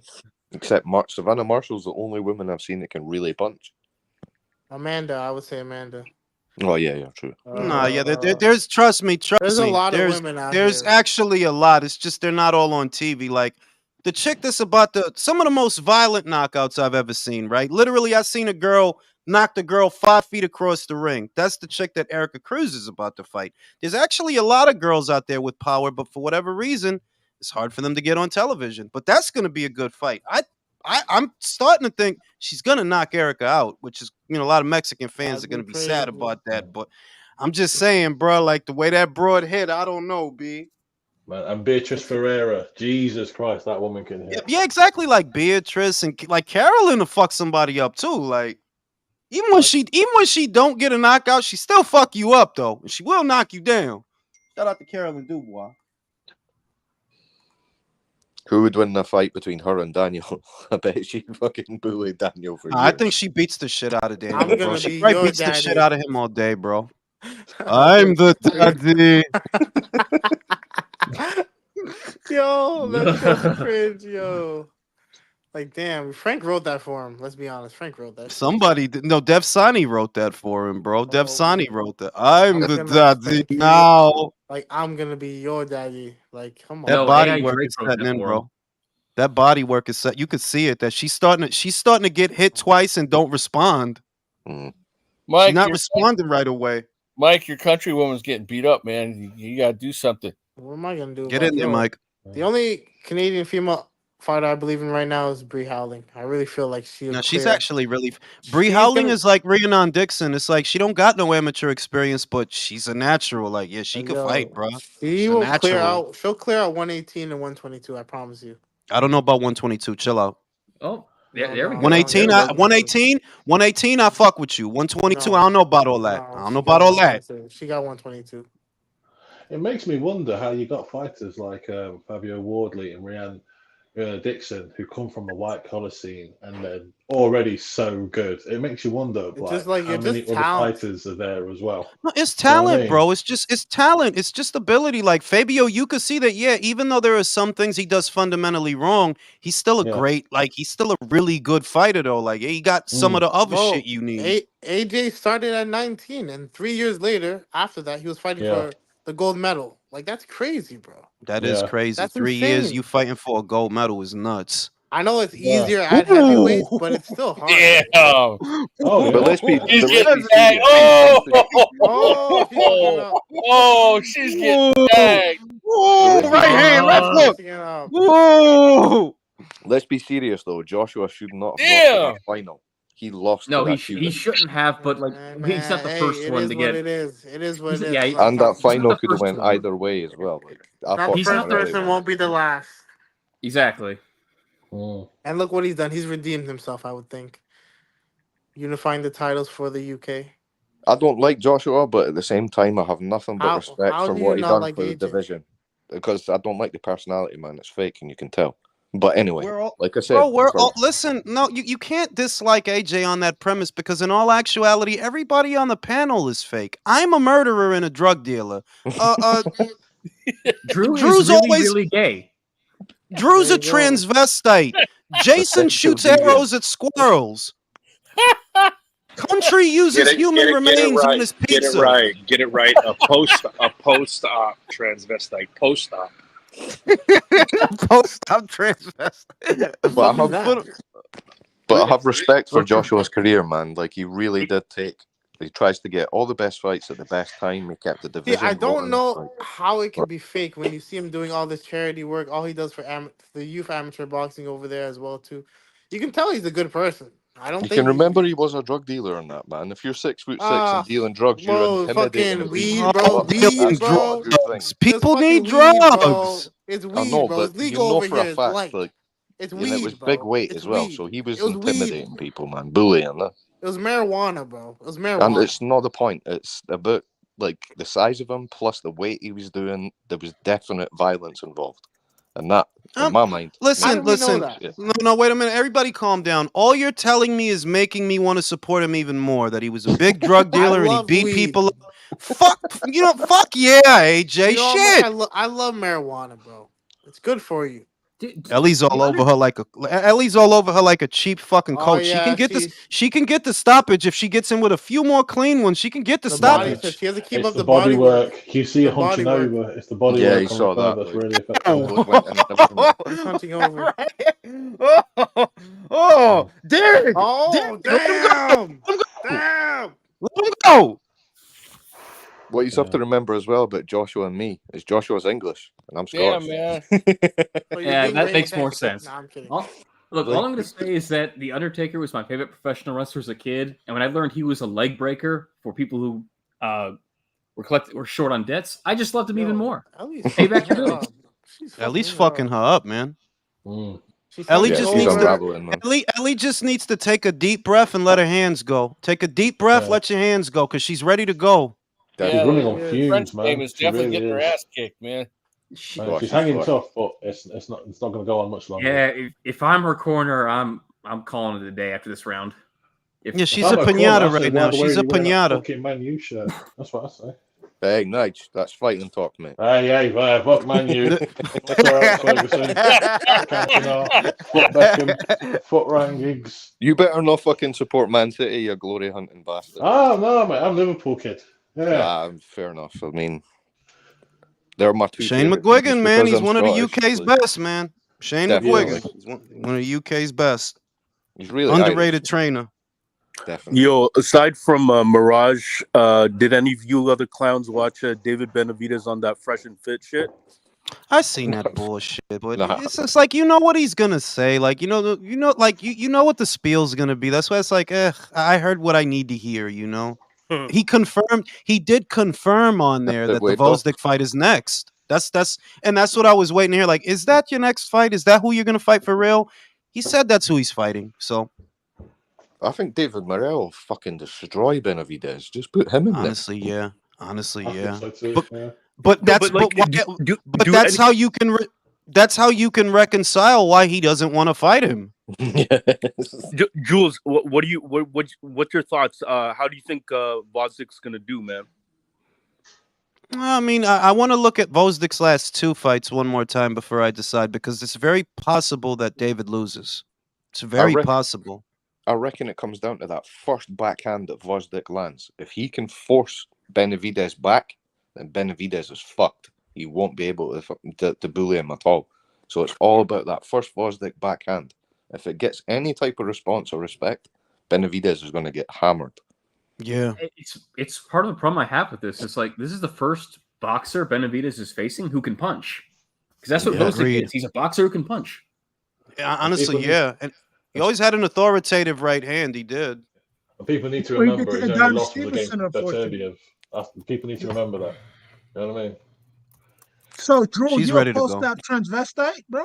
The fuck? That's what you heard, right, Chris? That's what you jumped on for, to talk about how he's a tranny. Again, what's up with these Haitians and worrying about another man's sexual orientation? These Haitians, I'm telling you. Yo, this dude Drew is such a weirdo. He'll come on saying some gay shit. But when people question him, he's like, "Yo, bro, don't ask me that type of shit." Michael, you were the one who was did my mic, Michael. Quote me right. I never said don't ask me. I just said what's the correlation with the Haitians asking this stuff. Do you two need to talk prices? Because you can do that in the chat. Michael can't afford me. That's not gay. You said that with so much You know what I sense, mean? man. Fucking Jeez. priceless. Hey, Jules. Oh, Jules, shit. Luis Mosqueda says that he can't buy super chats, and he was trying to send you a super chat, but YouTube's not letting him for some reason. Damn, son. I think He that's has to Missing sign. out on money here, yo. You missing out on money here, Jules. Listen. He has to sign out of his YouTube account and sign back in. Yeah, sign out and sign back in and send me some money, bro. Thank you, chat hall monitor, for bringing that to our attention. No, you're welcome, Drew. No. If anything, send it to the Cash App. If anything, send it to the Cash App. You know what I mean? It's on the ticker. Less of a cut. Well, let me just ask you, what do you think it's going to take for people, for the governing bodies to at least make championship fights in women's boxing like 12 rounds instead of 10?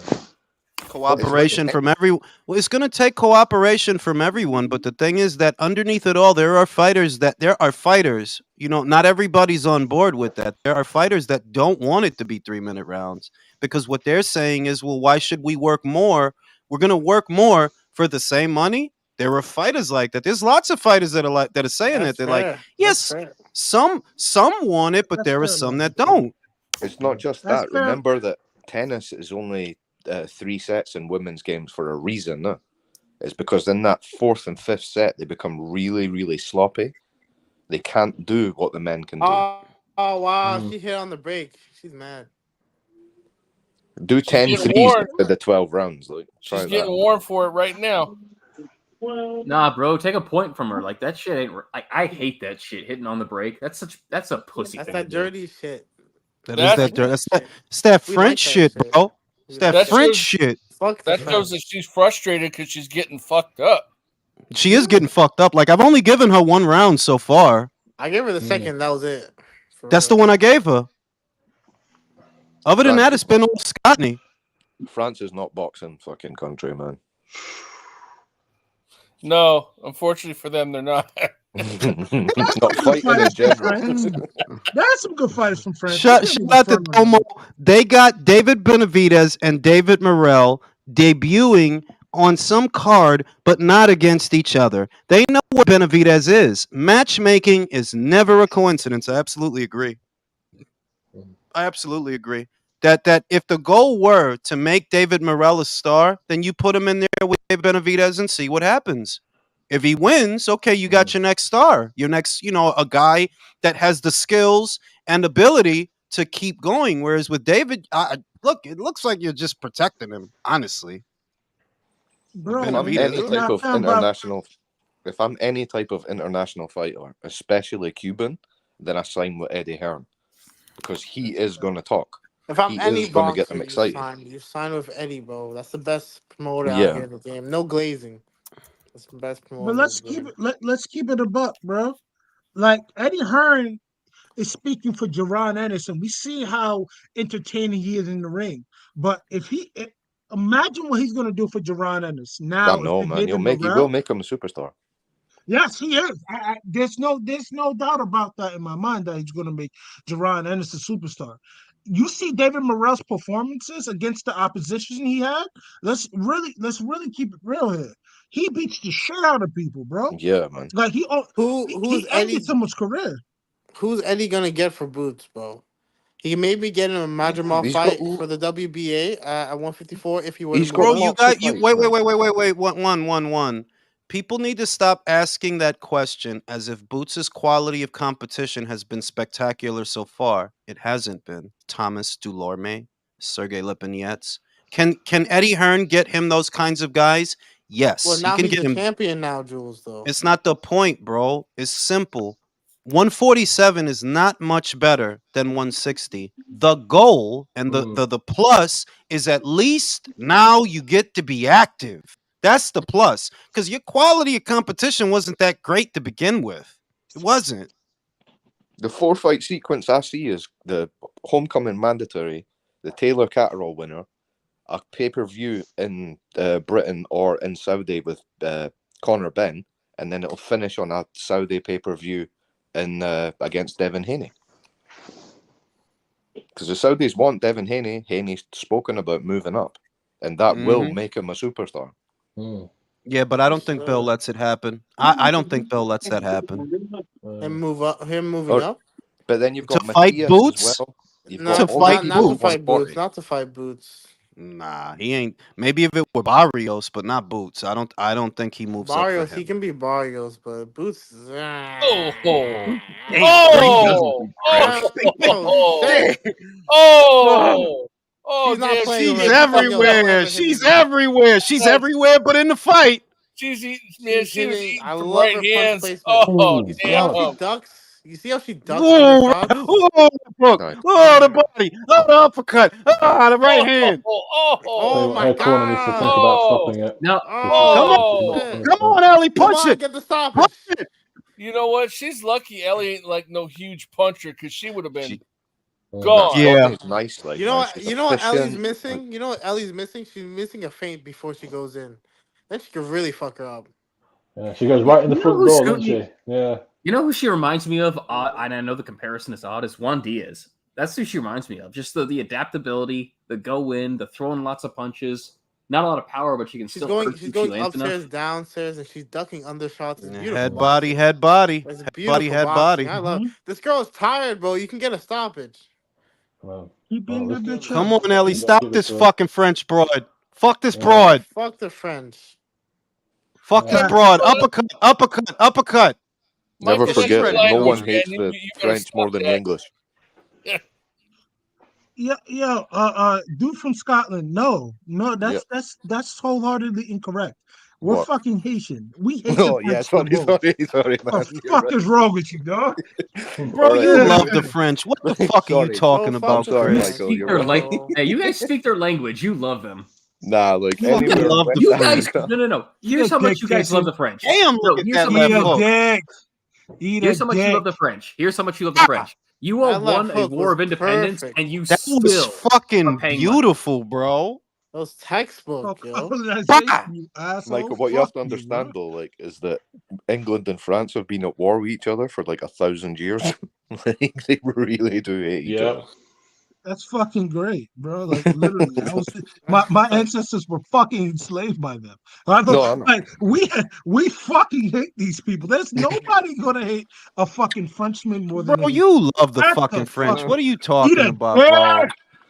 Oh my god, eat a dick. Jules. Man, you and Mike call each other and speak French, man. Jules. Yeah, Chris, what did Kanye say, Chris? Slavery was a choice. Like I said, Slavery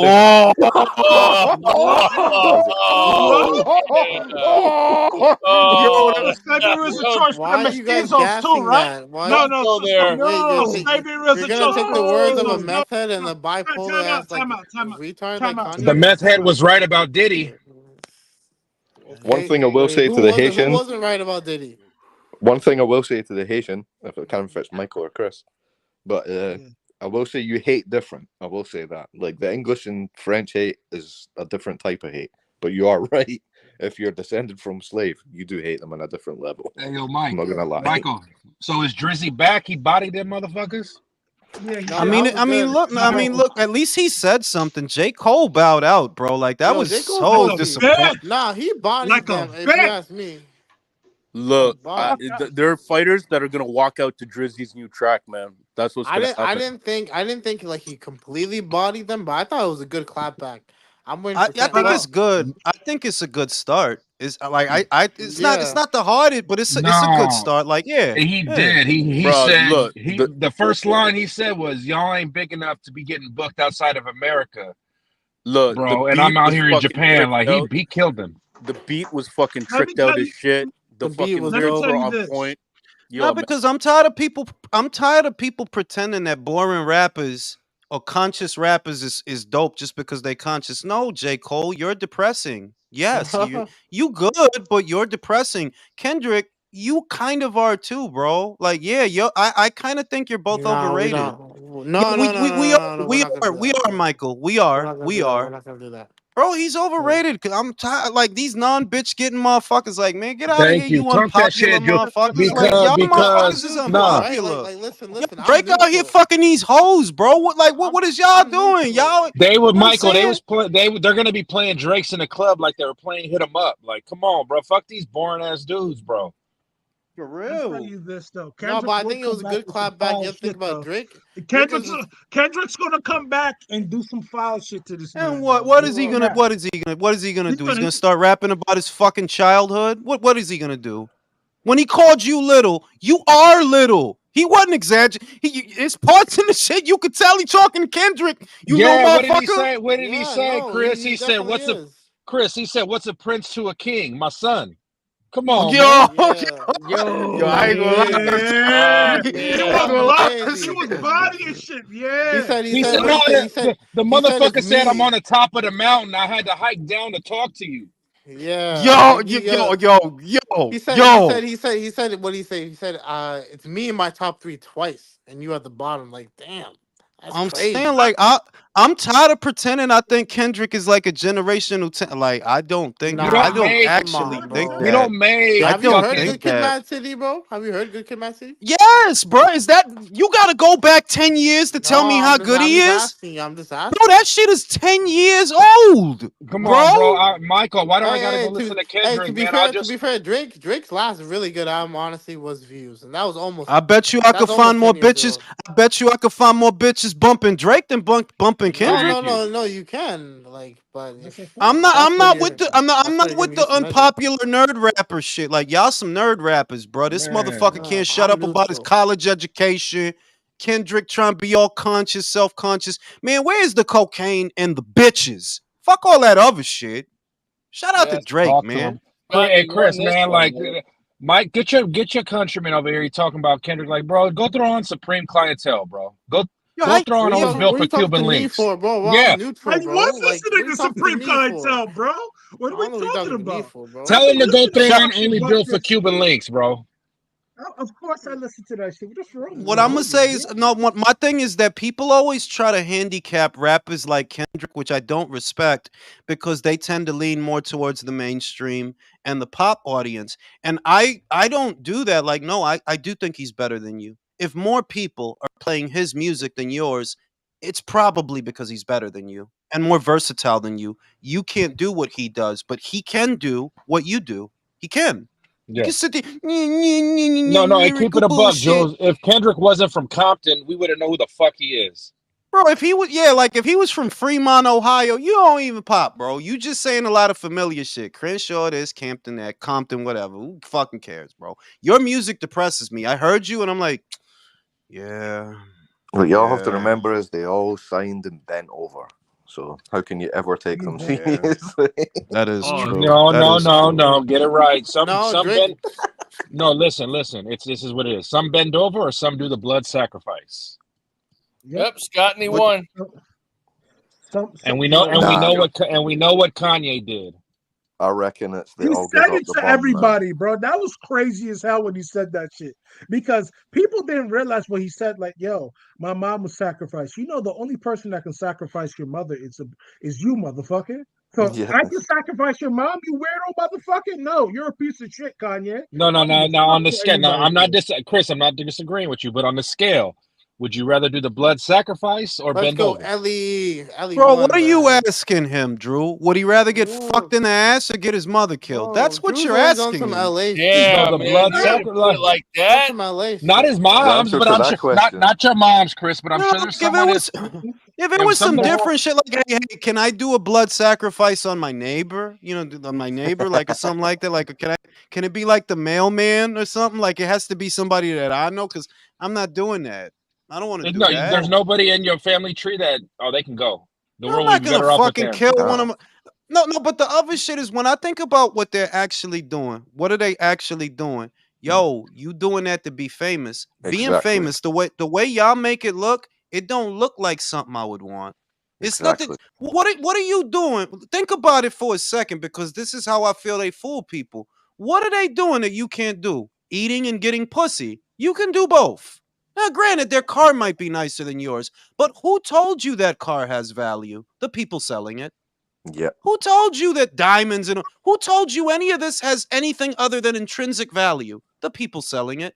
I just don't buy into, you gotta being famous is all that. Nah, it really don't look like it, to be honest with you. It doesn't look like it. Oh, bro. Because objectively speaking, after you do all the dastardly, depraved shit, you got to look yourself in the mirror. And are you going to be happy because you have all these trinkets and all these things? Exactly. You don't even have your fucking mom. Look at or you don't have your Floyd. fucking Look at image. Floyd. Look at Floyd. Floyd is damn near 50, still bragging about money. Like, yo, are you serious, bro? You still bragging about money? Nah, they're raining that nigga ass. They're raining that nigga ass. That's what It I ain't even. Well, I wasn't going there with it. I'm Why just do you saying guys, that. man, straight to that, Mike, Chris, huh? What I'm saying is, like at 50, I would have expected that you would sound different than you sounded when you were young, and you don't. So what is it that because you can buy a lot of shit, that's makes you feel real that you could buy a lot of shit. Yeah. Like, I don't know. Maybe I'm different. Maybe my perspective is a minority perspective. But I'm just saying that there's nothing they're doing that you can't do. What, they travel? You can travel. They buy things they like? You can buy things you like. They live on their terms? You can live on yours. But what I see is you're a slave to companies. You're making it seem, yeah, you need a Lamborghini to be happy. No, you don't. What? What? Like, huh? Nah, I look at the rich and famous and I just think, like, the adulation I don't understand, because I enter into the mindset I could just take your life right now and then all your shit is where does it all go? Yeah. So why you gotta kill him, bro? Why you gotta kill him? I'll tell you one of the things that kind of gave me that perspective is I remember when I was young, Madonna was an icon. Madonna was like, she was like a very famous, wildly successful pop singer. But if you think about where she is now, people laugh at her. And you want to be famous? You want to be famous. Why? So that they'll build you up to break you down, because that's all they do. That's all they ever do. That's all that's ever been done. They build you up to break you down. And the Batman quote. This is, But so I just think about it that way. That what is it that the celebrities have that people should covet or want that you can't get to your own way? Nothing. Like to go something Chris said. Like Chris talked about, are these guys even happy? No, they're not. That's why they're popping pills and sometimes, God forgive them, biting bullets. I mean, the funny shit is, so it's gonna blow your mind. No, it's not gonna blow your mind because you could deduce this. When they rise so fast, it's because they either do the fucking nastiest shit or they're like, damn, that motherfucker was willing to give up his mom's. Okay, we'll big him up quicker. Well, hey, I'll say this: when I look at old classic shit, like when Freddie Mercury's playing in front of a large crowd, I came across something earlier of Metallica.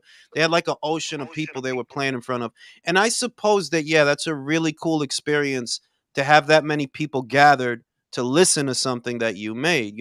I suppose that's a cool experience, but I just feel like the trade-off isn't worth it. It's the trade-off that it's not worth it, though. Look, it's not worth it. Point out real quick. Hang on, real quick. I just want to Lawrence, man. I just want to point out real quick. I bring up suicide as tentatively as I can, and then Drew just out here like, it's gonna blow your mind, guys. Like, Drew, come on, brother. No, but look at Martin Lawrence. No, but I'm talking about like Chris could attest to this. Drew, you just interrupted country. Go ahead, country.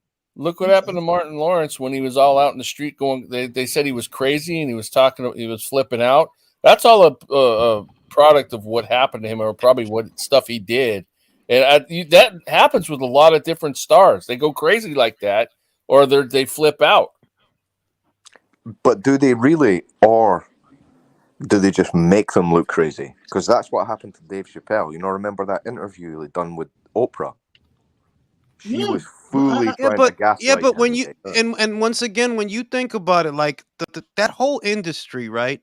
It forces you to be a slave to people in a manner of speaking. Whether you're a comedian or a musician or you want to make movies, it does force you to have to play that game. Which is why, at the end of it, is this something you would want? No. I don't want to have to be a slave to people. Like, and you, if you're gonna make it in that industry, well, you kind of have to be. So is it worth it? And I see no. Yeah, you guys drive really nice cars, but who says the cars are nice? They're just expensive. The people selling them to you, tell you that they're nice, but are they? Like, are they? I know it looks nice, but when I see people mining for minerals in the ground, this is just bullshit that is in the ground that they tell you is worth something, and you go with it. for a status symbol. You go with it. In reality, it's just a rock from the ground. That's it. That's what Bro, diamonds. do you know how common Watch diamonds blood diamond. are? Do you know Yeah, how common but diamonds are? They're like I know they're one of everywhere, those man. common minerals. It's just carbon. Carbon's You know- everywhere. Do you know the company that the De Beers it's called? It's the South De African Beers, company. yes.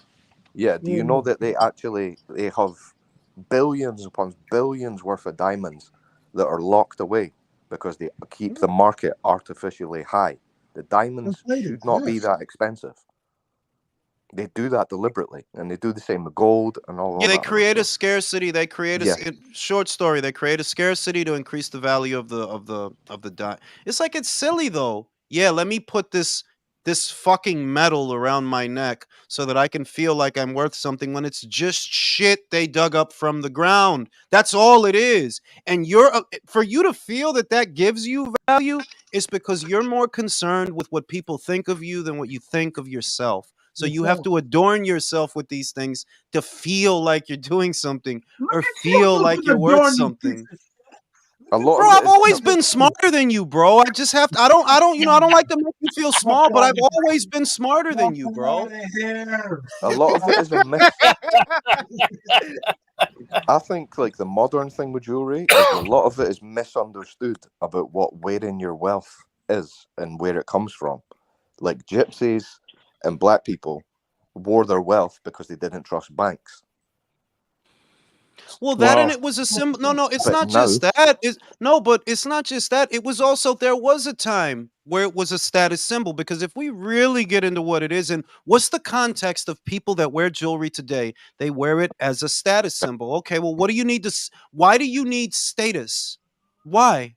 Why do you want status, and why do you need status? That you need to wear these things so that people can see them on you and feel like you're worth something, because you don't really think you're worth much without those things. You Case don't. in point. Errol Spence's fucking gaudy ass shit he wore at the Fedora fight compared to the other guy that was on camera wearing a little regular cross. You know, and I know that it's kind of a tired old trope that, the people with the real money don't wear any of that shit. The people with the Exactly. real money, they literally don't.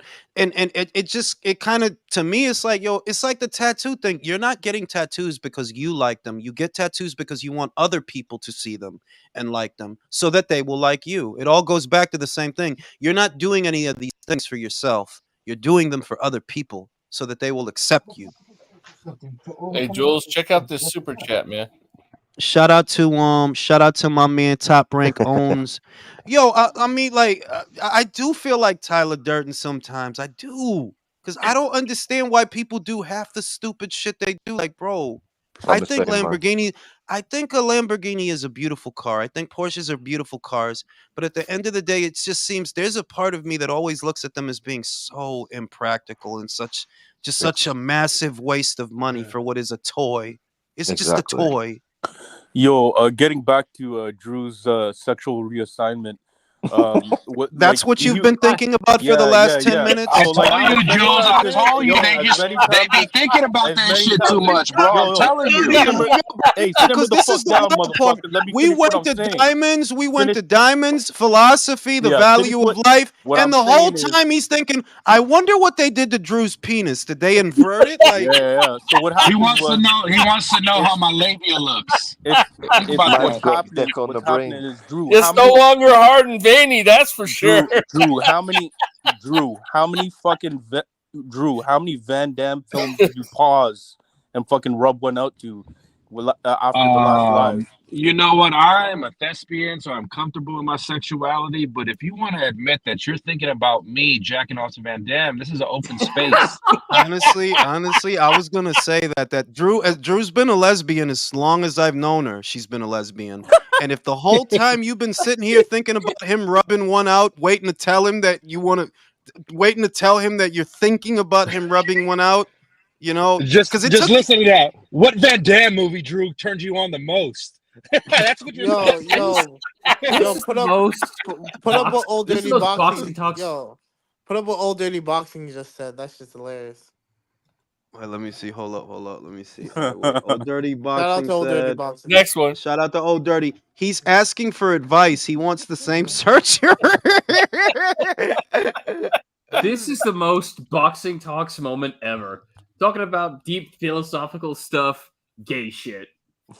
Yeah, that 180, man. That transition, man. All I will It was. say is when they cut me, I was bleeding Avoid like that my word lead. transition, man. Avoid that word transition with this conversation. They made me bleed like my lead when they cut me. But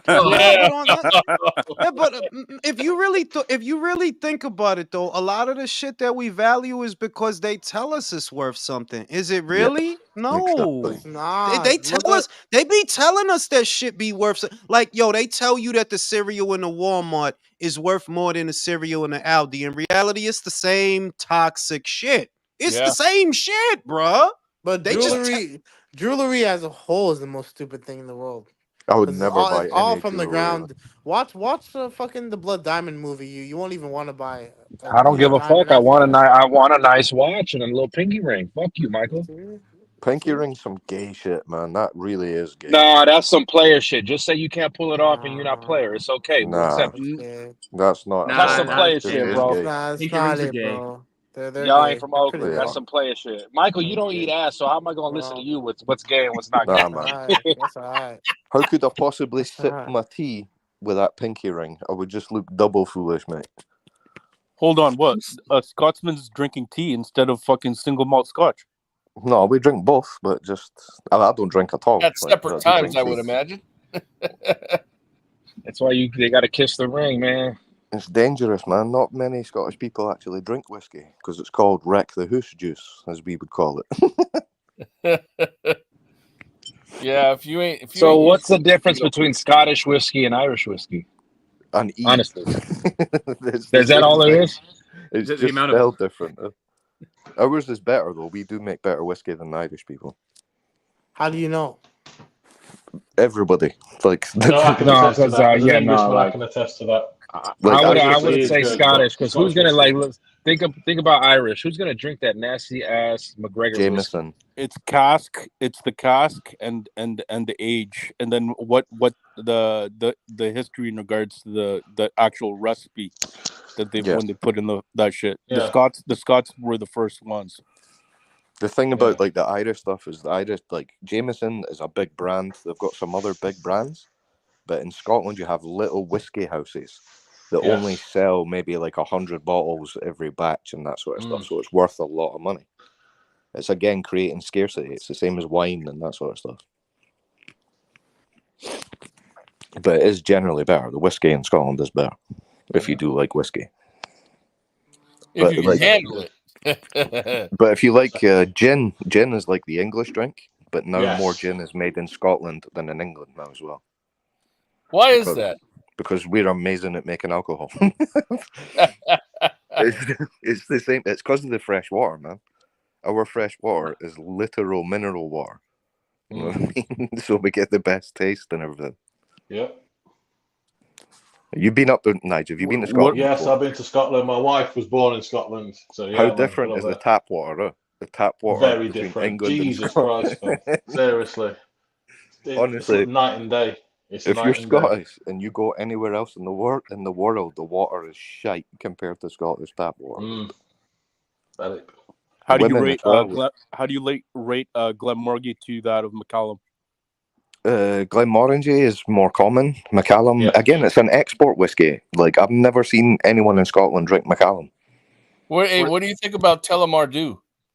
That's okay. That's all right, actually. Country. That's a good Irish whiskey. That is. That's okay. I prefer that over Jameson's any day of the week. Right. Balvenie. The way, like the best. Sorry, go for it, Nike. No, well, what did you say there, Rick? So you said Balvenie? Yeah. I like that. That's pretty good. For the price point, I think it's excellent. Yeah, definitely. I agree. Yeah. The thing, like with Scottish whiskey as well, it's regional. So, like, if you've got an Islay whiskey, even though it might be different houses, it's still quite similar. But you can tell, like, there's difference in color and taste, and there really is quite a big difference between the regions. Do they import any of that to the United States at all? Like even in small batches? Yeah, but they get bought up by like rich people. Like, because we're a small country, we don't produce that much. There's only 5.5 million people, Scottish people, man. Yeah. I remember, was it years ago? I went to back to Ardbeg. That's a good whiskey I like, right? And I went to the distillery, and the amount of Americans that were there, because you can buy the barrels, buy them by the barrel now. Do you know what I mean? As an investment and stuff, they were selling like hotcakes, man. I'm gonna say something probably sacrilegious to the other fucking Scottish whiskey connoisseurs, but have you tried the Japanese? I knew you were going to say that, but the Japanese, like, they do the same thing though. Like, they've got the right water and all that sort of stuff, and that's how they can do it to a Scotch level. My take on that is that, like, the Japanese, they go above and beyond to be perfect in anything. Right. So they will study what the brands and the main historic brands of Scotch whiskey were producing and how they were producing it. They'll note it up, and they'll fucking try to one up that shit. Yeah, they're infamous for that. They do that. They've done that with a lot of American products over the Germans years. do that too. That's like they are just the thing. Like the thing with the Japanese thing is why I don't mind it at all is they show respect. Like they pay licensing fees, they import water, they do all sorts of stuff to make it really like the culture. So if that's the case, then that's fine. I don't mind. Whereas the Chinese, they just straight up copy it. Like, have any of you ever seen the inside of like a Chinese supermarket? You will see shit like Oreos and all. Like, I know I'm going away from alcohol here, but Oreos and breakfast cereals. It's like, that's Oreos and Fruit Loops. Why are they called something completely different, but in English? Yeah. I've heard of copyright laws. Fake Apple stores in China. What the fuck? A fake Apple store in China? Well, like some of the Japanese, they'll come over to America and take pictures of places and then like replicate those back in Japan. They've done stuff like that. I've seen that before. Yeah, they've done that with the university. They've done that with the University of Nottingham. The campus is not far from where I live, and they've got like an exact copy somewhere in China because there's between some of the China University and the University of Nottingham, they've got like a partnership, and they've just copied the central campus down to the tower, the clock tower. It's insane. Chris, why you bring in Pusha T? What? What are you talking about? Chris bringing up Pusha T will still body Drake. Like, nobody gives a fuck about that Mama Luke that can't make fucking good songs. Oh, dude, Clark. Where the fuck do you see that? I don't think Chris is on the panel anymore, bro. Oh, no, he fucking just added me on Twitter. I thought he was on here. I just can't take Hey, Ryan, Ike in the chat wants to know what part, where in Scotland you're from. From the capital city, Edinburgh. Not the Edinburgh. Edinburgh. Come on. Matthew Hatton's beating the shit out of Paulie Malignaggi. Yeah. This dude Clark is getting fucked up, man.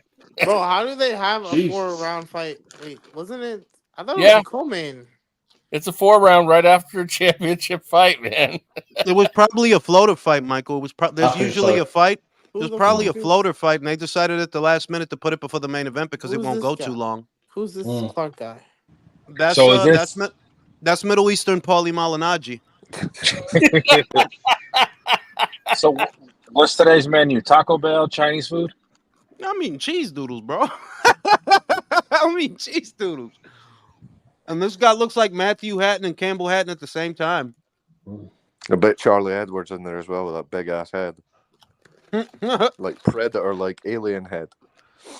Hey, Ryan, back of his head is unusually long, bro. Like the back of his head, he got something on his mind. Yeah, he does. It's like an alien, man, with a fucking thing. You know what this dude looks like? He looks like the guy from Apocalypto, man. No, he looks. Remember when Paulie used to wear a ponytail? He used to have long hair. You remember? Yeah. Like Paulie Malignaggi. Yeah. Alibaba Malignaggi. Alibaba Malignaggi. Jules, let me ask you, what's your take on this Anthony Yarde free agency shit? I think Anthony's trying to maximize his earning potential because he knows that he has a couple of losses, and even though he has big opportunities, is it smart on his part? Yeah, but it looks a certain way because you're holding up the fight. Dangerous fucking with Warren like that, man. Because if that contract is in place, Warren will think nothing of taking every single fucking penny he has in court fees, like he did to Ricky Burns. Yep. What he done to Ricky Burns was disgraceful. And it doesn't seem. The funny thing is, it doesn't seem like Frank is standing in the way of the fight. He's just saying, "You're under contract. You're still under contract. You're still my fighter." It's not like he's trying to stop the fight. He seems like he's okay with him going over there and having that fight. It doesn't seem like he's trying to stop him. Yeah. I think Warren really does Terry care Marsh for him. fucking shot Frank over that, didn't he? Well, Like Warren stood by him. You have to admit Yeah. that. He lost to Kovalev, he lost to Benevidez, and he lost to Arthur. But Warren could have got rid of him after the Lyndon Arthur fight, the first one. Yeah. Could have got rid of him. Like, I do think that Yard and Dubois can never speak ill of Warren, from what I've seen, at least. From what we've seen, you really can't be critical of Warren. He's done perfect. A lot of other guys would have got rid of Daniel by now, bro. Oh, a lot of other guys. He stood by him. He stood by him. Say what you will about Frank, he's loyal to his guys. That's the one thing I do like about him. He doesn't throw you to the curb just because you have a couple bad losses. He's a spiteful old. Yeah, look at Zach Parker. Zach fucking basically quit in the John Ryder fight, but he stood by him. Yeah. Yep. Jules, what's your take on Taylor Catterall 2 dance? I'm leaning towards Taylor. I mean Catterall, man. It's Taylor very hard. I would like for Josh to go back to being how he was, but I just don't see it, man. Like, nah, you it's a wrap. Josh is done. Yeah. Like, there was a whole bunch of factors, man. The pandemic fucked up his momentum, and then he drinks, so he was drinking all the way through the pandemic, not training. Yeah. Obviously outgrew the weight class. Still managed to make the weight, but was a corpse at the weight. That's the big one for me. That was the big one for me. When he should have just, as soon as he got too big for the weight, he should have moved up and just said, fuck it. Fuck it to Catterall. Fuck it to Tio. Hey, Ryan. Fuck it to everyone. I'm too big. Hey, Ryan, the guy Ike in the chat has a bunch of questions for you, so you might want to read them for yourself. Shout out to Oddfather. Remember when the ref had to take scissors to Paulie's extent? Yeah, like, I don't know who told Paulie that shit looked good. Like, bro, you look fucking retarded, bro. Cut that shit. You look like a backup dancer. I don't know why he's doing that. Well, wasn't it like dangerous or something? Like it could hurt him or the other guy? Bro, I just know that shit looked at fucking. He looked like he looked like something out of a CNC Music Factory video. Nah, Country. That was the fight when he fought Lovemore Endu, and I guess them shits were falling apart, so that's why they cut him off. So wait, his hair was falling out in the fight. Yeah, I remember that fight, Jules. Like, literally, he was getting hit, and like his fucking hair was like untangling, and so the ref got fed up and told them, "Cut them shits off. He's got to fucking just get rid of them." You know why? They were extensions. That's why. Yeah, the way you initially said that, I was like, "What? He beat the receding hairline out of him?" Like, who's Anderson fighting tonight? Riyad Murray, the guy who beat Tony Yoka in his last fight. Oh, okay, interesting. Yeah, it's not a bad, like, it's not bad. It's just that, like I said, when you talk like Jared Anderson has been talking and the stuff that's been going on, you can't really get but so excited about him. Like, yeah, you look like you're gonna burn out, or you are burning out. You know, it kind of looks like you are burning out. So yeah, no, I'm that's a good over looking it, ring bro. girl. I need him out of here, bro. Shit. Look at the ring girl, man. Nice. He beats Wilder, though. I still think he beats Wilder. Yeah, if they make it, but I mean, like, Wilder's another one that it's like I have to find the energy to talk about Wilder. You know what I mean? Like, yo, it's over, bro. Like, it is over. You don't need to, Jules. It's over. You don't need to. It is over. Like, no, because there's footage of him training again with Malik Scotch, but it's like, apparently what are you training to fight a southpaw? Who's he gonna fight, bro? Bro, Zhang. That's what they said. Zhang, bro. That's who they said he was gonna. That's who they said he was gonna fight, bro. It'd sooner be Charles Martin before Zhang. I think Zhang will beat him in a round. Like, honestly, I think. Hang on now, as much as I love Zhang, I do love Zhang. He doesn't punch enough. But if he hit once. Look, I'm with you, Jason. I am with you. That does Wilder have an out in that fight? Yeah, he does have an out because straight right hand, southpaw. I get it, but also if that left hand gets in, I don't think Wilder can take one of those clean, Dude, bro. that left hand is going to find a home all night long. I'm telling you now. Wilder has no defense against that shit. No, I agree with you about his chin. Like he made my boy Tyson Fury look like Joe Frazier. So with the way he was taking them punches. But like if he gets in with that straight left hand, like Wilder might go smooth out. Like if it's too much weight behind the punch, and he's fast with it. Like he's economic and around, but when he does land, he lands big. Like Kung Pao, man. Look at what he done to Parker's nose. Remember how bad Parker's nose was from one punch. Yeah. Yep. Oh, Parker should have lost that fight. Like, no, I don't mean he was declared the winner and was deserved to be declared the winner. He should have lost that fight, dog. Like, I think, honestly, look, I know how it looks that he got smashed up real bad and knocked down 2 times, but I actually do think he earned enough rounds. Zhang gave too many of them away. He just gave too many of them away, not doing enough. Yeah, well, Zhang gassed out, man. That's it. Yeah. He just gassed out. Zhang was carrying too much weight. That's what I think, man. He is old as well, man. Like, I mean, Parker's young. He's got a good engine. He's got very good chin. Mm-hmm. Like, he's got enough to take the sting out of Zhang, whereas Wilder doesn't. Funny how frail. He's never had a good chin, and his stamina is fucking awful. Oh, terrible. West Side says Wilder. Oh, go ahead. Sorry. Oh, I was just gonna say, funny how after the Joe Joyce fight, everybody wrote off Parker, right, Jules? Yeah. And that's why I think that that's another reason why I think that Joe Joyce could have a surge. Because, well, yeah, Zhang destroyed him. 2 fights, no doubt about it. Everybody's not Zhang, though. Everybody's not Zhang. Like, everybody's not going to go in there with this. Yo, Joe is a big fucking dude, bruh. And he throw a lot of punches. So, unless you got that Zhang power, you might be in trouble. Like I'll put it another way. The way Jared is, I don't know if Jared would beat Joe Joyce. If that were tonight, right? Joe Joyce, Jared Anderson. Yeah, I don't know if Jared Anderson wins that fight. You pull back in straight lines. Your heart's not really in it. You're used to having a height and length advantage over your opponents. Even tonight, they're doing it again. Riyad Murphy is not a big heavyweight. He's shorter than Jared. They're doing it again. Like, they're putting you in there with little guys.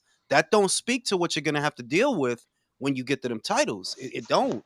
All them guys is bigger than you, bro. He's mentally weak. He's mentally weak. There's a reason why they're putting him with a diet of people that he can beat, because we saw what happened with Charles Martin. The slightest resistance, you had a tough time of it, bro. Let's keep it all the way above. This guy, if he's mentally on point, I think he could beat a lot of people, but we've seen that he's a crash out waiting to happen. But I want to go back to something said earlier. Like we said, like, funny how we thought Parker was done at the Joe Joyce fight. If Parker kept the same schedule he had been, the typical heavyweight schedule, he would have been done. Yeah, but he didn't, and that's something different. Yeah, but he did. Like, he had those 2 little, he had like 2 little fights in Australia, I think it was, or New Zealand, or something down there. Because I remember Tyson Fury went to visit him. He had like 2 fights down there, 2 like local fights. Then he comes back, fights Wilder, comes back, does the thing with Zhang. It's like, yeah, you got to stay active. But moreover, if Parker can come back, then Joe Joyce can come back. I don't think everybody beats Joe Joyce. I don't think that. Not everybody. Yeah. It's amazing Joe Joyce was someone that slow, and his punch output is right up there. It's insane for a heavyweight. You know what I mean? Andy doesn't load up. He just needs to throw his hands. He just needs to land. That's all it is. Hey, Jules, Westside says Wilder going to need a real autopsy versus Zhang. Who do you think would win? Dubois and Wilder? Dubois, tough, man. I think Dubois too. Like, I think I want to say Dubois. I'm just like, yo, the problem with that fight is that, all right, what was working for Parker in the Wilder fight was he's a shorter fighter with a lower center of gravity, so he could bend down past Wilder's waist to avoid the straight punches. Daniel stands straight up, doesn't move his head, and yeah, if Wilder throws it, if he lets it go, Daniel will be there. He'll get it. He'll get all of it. I would win it on the job. Yo, you guys know I love to take it. You guys know I love to bring back the morbidity. Iran just blasted the fuck out of Israel right now. Oh boy! Let's get it pumping. That was yesterday, bro. No, right now, like Biden's gonna address the nation, and just got a fucking alert. That's bad. Oh yeah, Did hear That's about that not. in the I news. mean, that's About not. I mean, like Drew, that's not exactly good news because I don't want us to go to war with That's the Iran. No, I worst don't. thing that you could possibly do. No, because they'll It fuck will, us up, dude. it will be It's the not that end of the I don't US. think that they'll Oh my fuck God. us up. I don't want war. I don't know. Like that's not a good nobody thing. Like wants war. Israel is fucking around. Like Israel, y'all fucking around. Y'all didn't have to blow up their shit. You only doing that because you figure we'll come in and help you. The thing about it is, man, is that there is a direct parallel here between America and Britain in World War II. Pick up some arms, nigga. Yeah, pick up If some arms, Jules. if you You go talk to this war gut with shit all the Iran, time, Bro, right? let him finish, bro. Let him finish. if you go to Yeah, like what are you doing, Chris? Do you not hear him? If you go to war with Iran plus all the Arab states, then Turkey will eventually join, and there is no chance that America will beat that. And if they get beat, everyone in Israel will die. There's 330 million Arabs in that region of the world, boys. The US cannot beat them all. If you couldn't beat the Taliban in 20 years, you're not beating them. It will be the end of your It will be the end of your superpower status, man. I'm telling you. Can you guys let each other finish a sentence? Go ahead. For it. There's a difference between the Taliban and a standing army, my guy. The Taliban were a terrorist group that were just based that, if you want to put it in some military terms, special forces. They weren't out in the open. They were hiding. This will be a standing army. They'll be out in the open. That shit's open season. They love that shit. There's a reason the war between Israel and the rest of the Arab states back in the 70s lasted 7 weeks. Israel kicked the shit out of them. Yeah. But there's a whole dose of context that you're leaving out there. Now Iran are backed by China and Russia. They have modern weapons too now. No doubt that America will be able to destroy the vast majority of the military and that sort of stuff in Iran. I don't doubt that. And technically, you could nuke the whole thing. But what I'm saying is, if you put troops on that ground, the insurgency that you've seen in Iraq and Afghanistan will look like child's play, mate. That's a country of 85 million people. Crude oil is going to hit $100 a barrel. Gas is going to go through the roof soon. It's not that America doesn't have a better army. It's just the fact that it's really bad, man. Because China's backing them up. You can't fight three, because you know what else is going to happen, right? If America goes to war in the Middle East, the war in Ukraine's pretty much lost. Russia's won that. But if America goes to war with Iran, China will invade Taiwan. And America has already said that it will have to defend Taiwan. You can't fight two wars in two places. Just look at the British Empire. Look at the Nazis. They tried it and lost as well. You just can't do it. There's too many people to fight. And you have to really worry about Turkey. Because again, 85 million people. 85 million is people. Turkey and there's a reason Wait, is Turkey Iran's ally? No, but they're under real pressure from the population now, because their population is furious about what's happening to the Gazans. What I think will happen is America will go to war with Iran. That's going to end up carnage. America's going to lose more soldiers there than any other conflict. But Iran will obviously lose more. But what will happen is Turkey and Saudi Arabia will switch later on in the same way that USSR switched on the Nazis to us. I'm telling you. All I know, brother, is that if China tries to invade Taiwan, they are going to have a hard time, because our Navy alone has there is no they. It's us. But what you also have to understand is that during World War II, Britain had the biggest Navy in the world. And that was by some distance. And still it ended up losing. Nothing lasts forever. The worst thing America can do... Who the fuck is in the middle of a fist fight? Look if I know. The worst thing America... Sorry, that was me putting my beer bottles away. Sorry, kids. That's the most Scottish fucking thing I have ever heard in my life. Who's me putting the beer bottles away? Well, it would help if Nigel were Scottish, but he's not. Now, the worst thing America can do is go to war with Iran, because there's too many fronts going on. I'm just so fucking tired of being all wrapped up in Israel's bullshit. Exactly, really man. They've caused this. You should let them deal with their fucking... Let them deal with it. Why do we You fight. You fight. You wanted to bomb their embassy. You deal with it. Not us. That I agree. Now that I agree. Nah. There's 300 million. You go plus then, Chris. Americans. If it's nah, you go then, Chris. You You go. talk this gut shit all the No, time. you talk this gun shit all the time. You talk this tough shit. No, I don't. No, bro. No.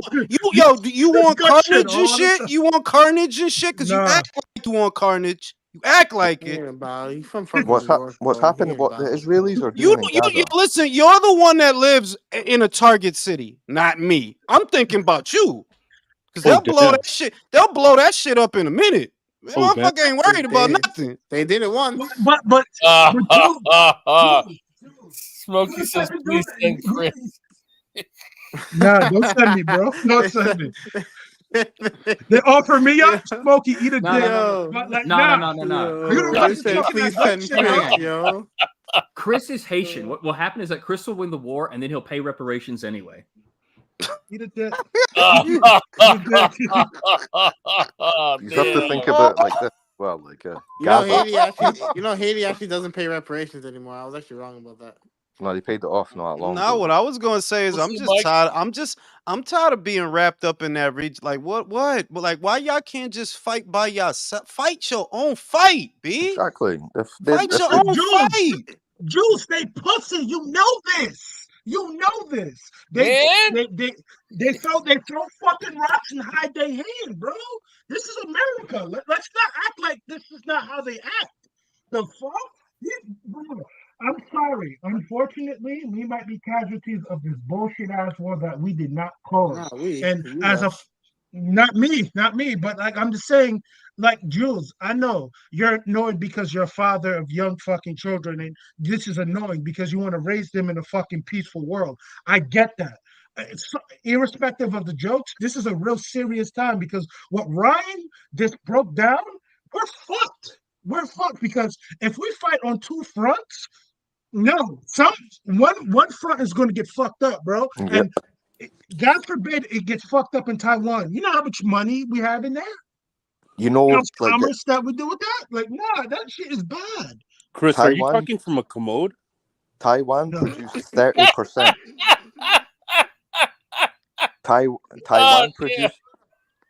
Taiwan produces 30% of the world's superconductors.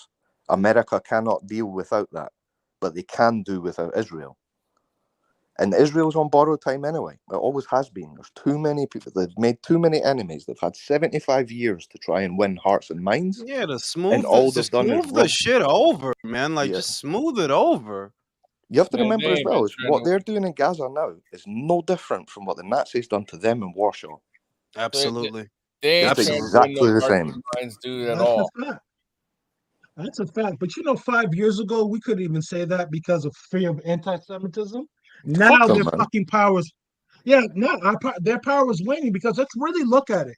Yo, people don't care about saying what it is anymore. And because we all knew this for years, because for 70 plus years, you've been accosting and violently inconveniencing people who've done nothing to you, especially when you left that land for them. Man, chickens are coming home to roost, and I can't wait for it to fucking, fully transpire.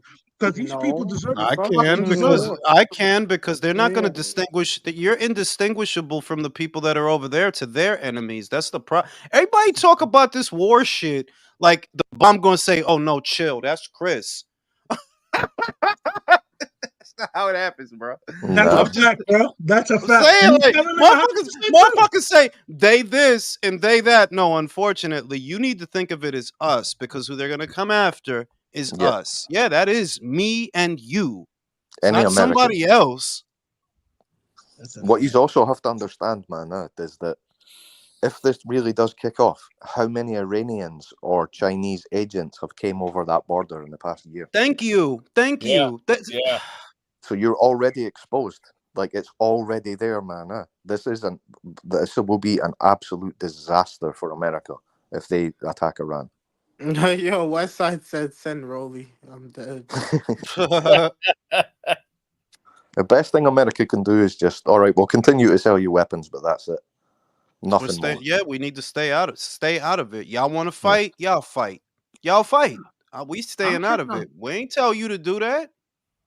I'm checking on Twitter, and all I'm seeing is a bunch of old videos of back in the day, rockets getting blown up by the Iron Dome or whatever. So I'm not. You know that seeing Iran anything has recent. nukes now, though.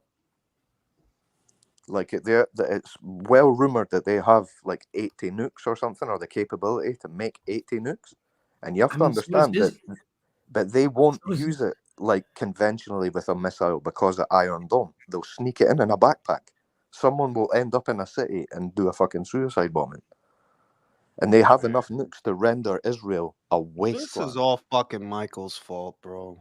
Yeah, because he won't eat ass. He won't eat ass, and now everyone is going to kill each other. And if he would have spoke French, he could have warned us about that other stuff. Exactly. You know, I was just thinking that country. It's all fucking Michael's because they fault. speak French in Israel. Oh, that's all they speak in Israel. You know what might be quite funny to see as well? is you might see just how duplicitous the Europeans are here.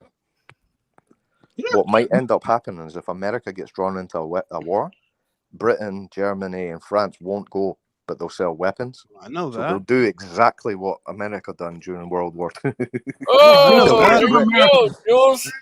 They'll get rich. Shout out to my man Jaguar. I appreciate that, bro. You ain't had to do that. I appreciate you, bro. Look, man, it's very simple. It's very simple. America doesn't need more enemies. No, it just doesn't. We're not in a position to fight right now. In a very general sense, morale. We're fighting with each other too much. Morale is down. Like we're not in a place where we need to fight right now. Like we're not. You won't do it. If y'all ballsy enough that y'all want to blow up embassies, Israel, fight your fight. It's your fight. It's not our fight. We didn't tell you to do that. Do your thing, and whatever happens, happens. The US is struggling to get soldiers as well. So this new generation just will not fight that war. Bro, you know that I thought about that if we don't have the morale in the populace, just in a very general sense, to create another generation of soldiers. It's just a bunch of sissies out there, bro. Not only that, but we've overextended our military. We've given all this money to Ukraine for that war. We don't have enough supplies to back ourselves up. We also left all those millions or whatever dollars of tactical weapons over there when we pulled out. I mean, we're not doing good. I'm sorry. The whole fucking thing. Listen, the whole fucking thing is Michael's fault. The whole thing. He left the stove on before he left the house. Team America. Fuck the same thing happened to Britain in the 1940s, man. They got complacent. They thought this is just always how it's going to be. We'll just always be the top dog. That's exactly, and that's what's like in America now. That's exactly how I thought that. Like, did you think that we were always going to have the manpower and just the ability to maintain this position? All empires fall. Yeah. All empires fall. This one is no different. It's very different. Durka. The difference is I'm going to go to Canada with Michael. The thing is as well. So you're gonna fuck with Trudeau?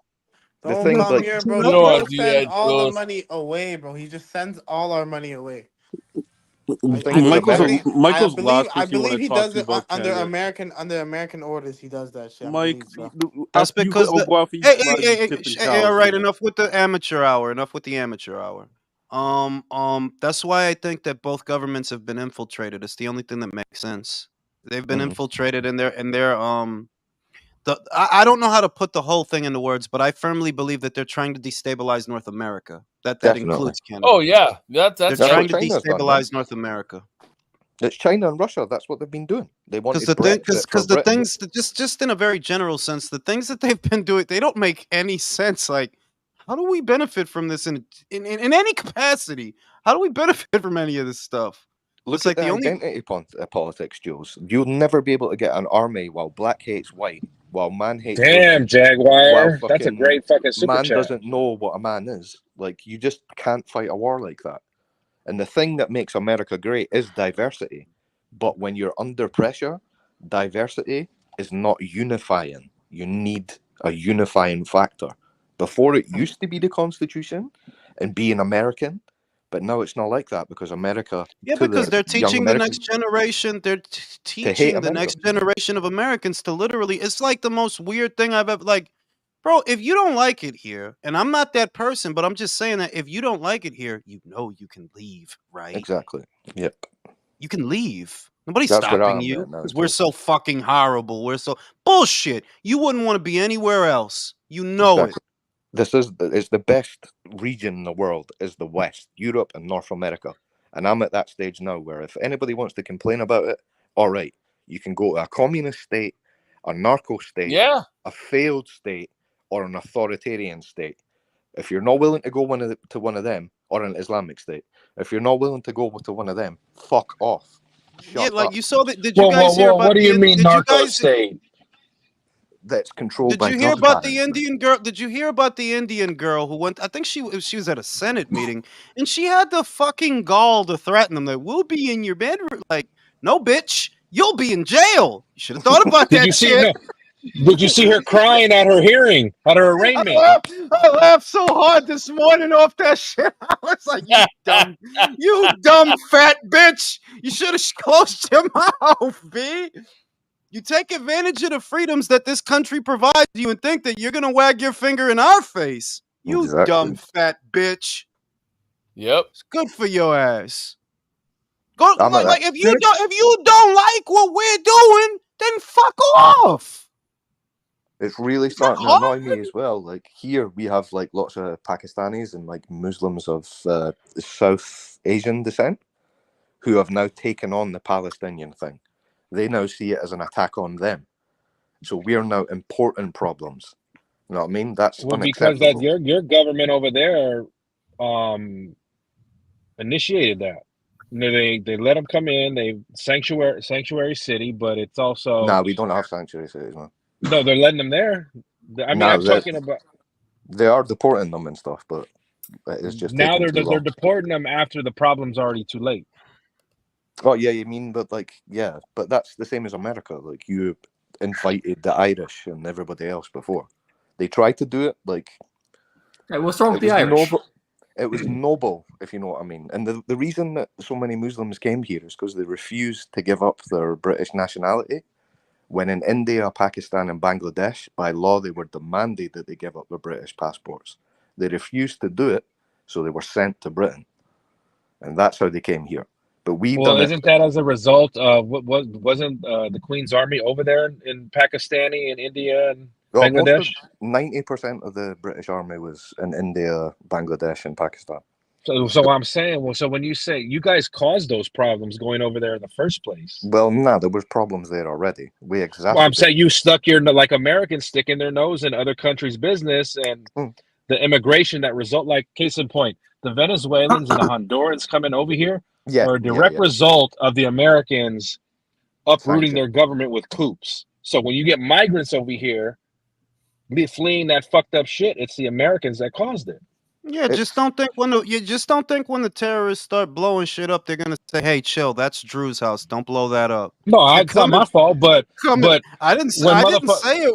It's this. Motherfuckers don't understand. Once shit hit the fan, fault. Yeah, it doesn't matter anymore. It doesn't matter anymore. I love when shit. Barrett is getting pieced up with that. No, you don't. You're not getting shot at. What the fuck are you talking about? You ready to shoot it out? One thing I will say, absolutely. One thing I will say sounds about good, bro. It does sound my great grandfather fought in the Mexican Revolution. It's all you better dig it. Yeah, you better dig him up because you're gonna need him. We've been shooting out in my bloodline, so I ain't worried about that shit. That sounds good. But I like seeing motherfuckers think the Venezuelans were sweet out there in New York and over there taking over shit. America's got the worst poverty in the Western world. Was this supposed to be a retort that the Venezuelans are in New York? I'm telling you, I'm going back to what you were saying. I'm just trying to let you know something. It's not good. As much dumb shit as this country does, which I acknowledge, it is not good if we go to war. We are too vulnerable right now. There's too much going on, and it's not good for any of us. It's not just me. I live in West Bubblefuck, but you guys that live in major population centers, this is no laughing matter. We don't need war right now. We really don't. You guys least of all. The ones all the way on the east or all the way on the west. You guys least of all need war right now. But it's inevitable. I definitely don't need war at all. Because they target us 20 plus years ago. Don't think they won't do it again. No, but it's inevitable. Practically everything is a fucking soft target now because, well, for somebody got the bright fucking idea. Hey, let's just open the border. Fuck it. Fuck who comes in. Who cares? Who knows? Let's go to war now.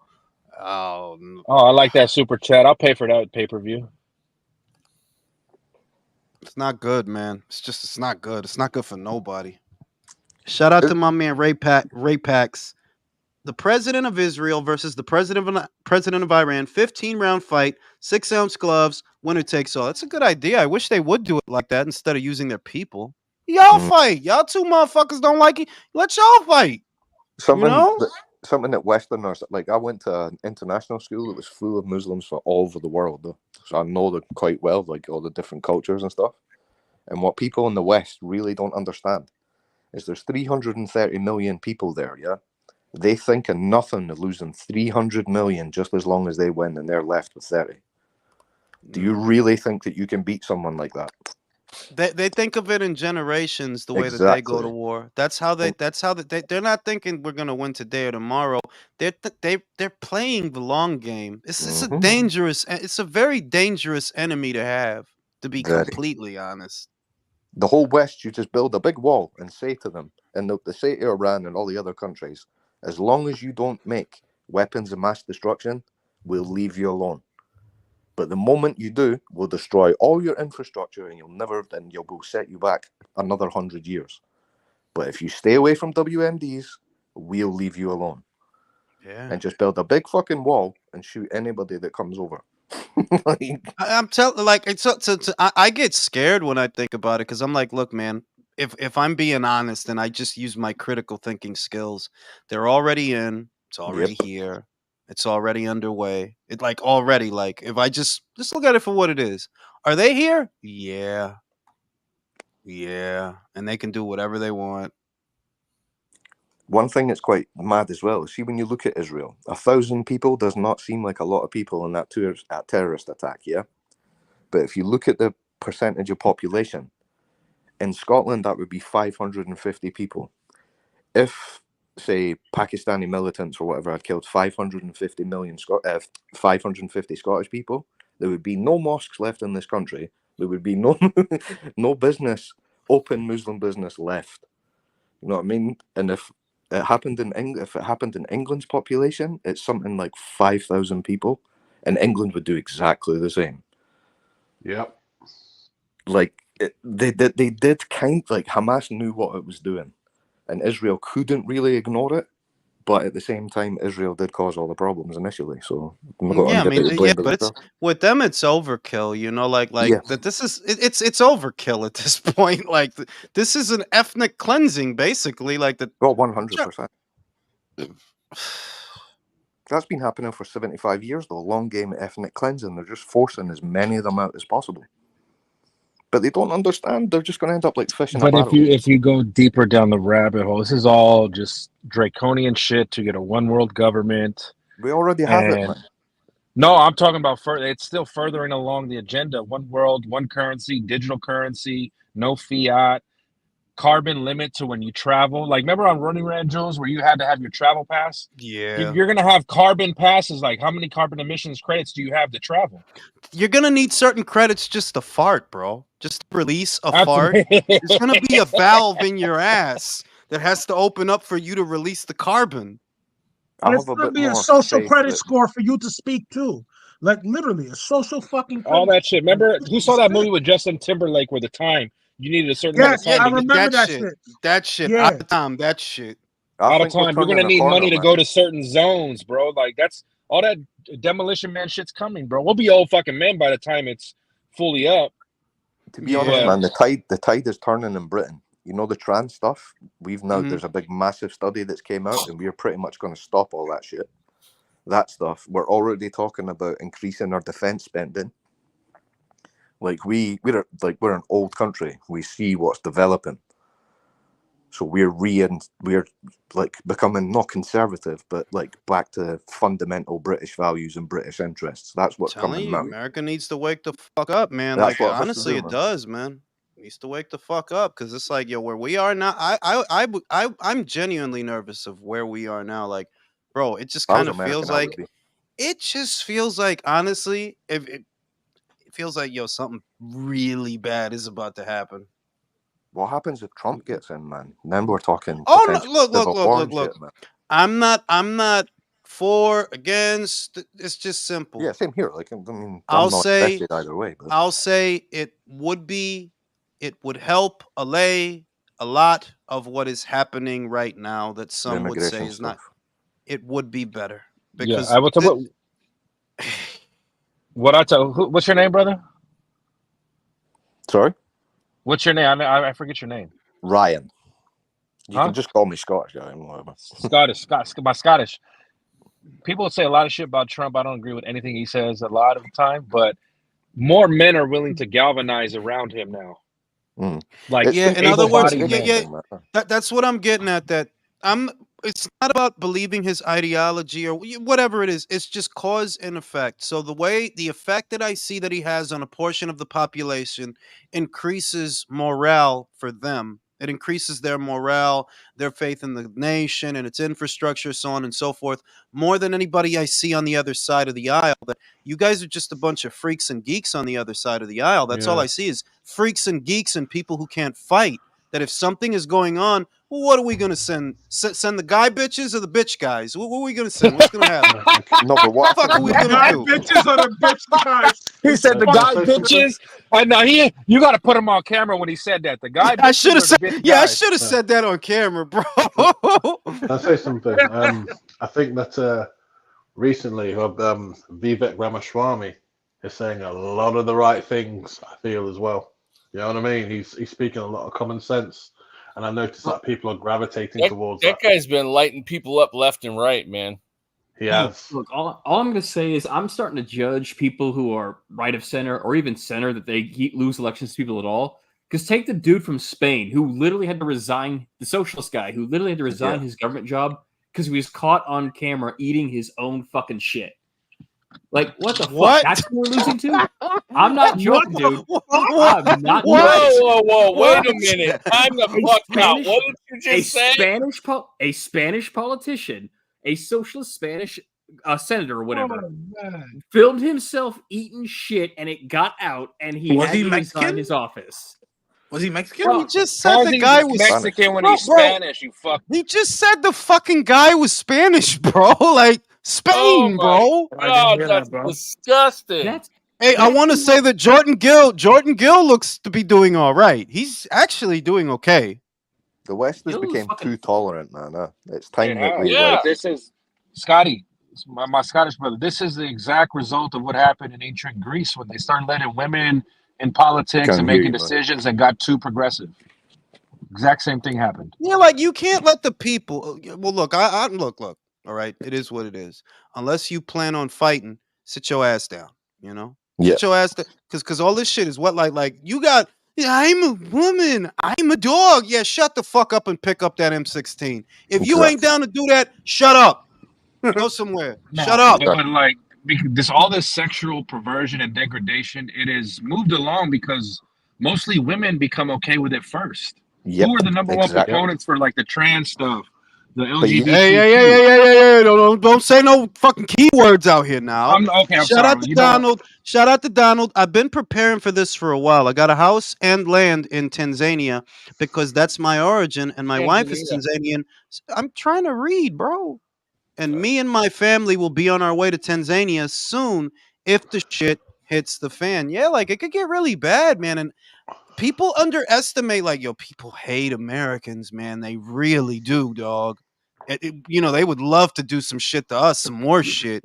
So it's like, nah, man, I don't want war, man. I don't let Israel sort that shit out. Like, hey, man, your best fighter versus his best fighter. I don't know. You figure it out. But we're not helping you, dog. We're not gonna fight this fight for you, dog. So you was Johnny Cool to blow up they fucking embassy. Go fight your fight, motherfucker. Go fight your fight, because that's your fight. We didn't start that shit. One thing I will say that's positive that's coming out of all this is that Americans now know what AIPAC is. And that's basically the Israeli government lobby in America. And there's never been a president that's been elected without having their blessing. Americans, honestly, bro, Americans are too stupid to even put the pieces together. They'll give us another false flag to rally around their shit before we actually revolt. No, Michael, country, can you read that super chat? Read that super chat. Shout out to the trans. I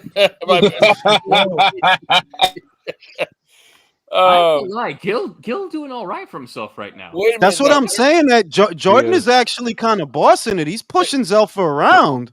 There was one president that actually the Arabs loved him to death, and it was George Bush Sr. because he had stood up to the Israeli lobby or something to do with Israel and told them no. Because I actually had ran across some local Arab dudes back in San Francisco when I was living, grew up there, and the guy was going on about how Bush was the greatest president that ever lived, and that he stood up to Israel and told them no, and all this stuff. There was one. Reagan done it too. He stopped arms, like he cut off our military aid at one point. Can he? He told them. All right. Zelfa's coming. Zelfa's growing into the fight now. Ooh. Got tired of running Zelfa. Let him have it. Yeah. Ryan, you know a lot about the geography in the UK. Yeah. So Jordan Gill's from Camfordshire. Where is that? Camfordshire. I think so. That's what it stated. I've never fucking made that up, bro. That's not a fucking place. Nigel, Camfordshire. Or Camfordshire. Yeah. You fucking made that up. That doesn't exist. I think one of them. What I know about Gill is that he was once roommates with like Lee Wood when they had the same trainer. So they got because Lee Wood's in the audience. You know what I mean? So he's there. He's there for Jordan as a support. I think one of them's for Leicester. Yeah. Oh god damn that Ringo shit. Anyway. Every time Barrett gets a good shot in, it's fucking Lancashire, you fucking prick, not Camfordshire. That's not a place. Yeah. He's from fucking Manchester, Lancashire. Yeah, Lancashire. Yeah. Lancashire's just a bit north of. He said Camfordshire. It's made up, bro. You made that up. We'd have to go back and look at it on screen. That's what it said on the DAZN shit.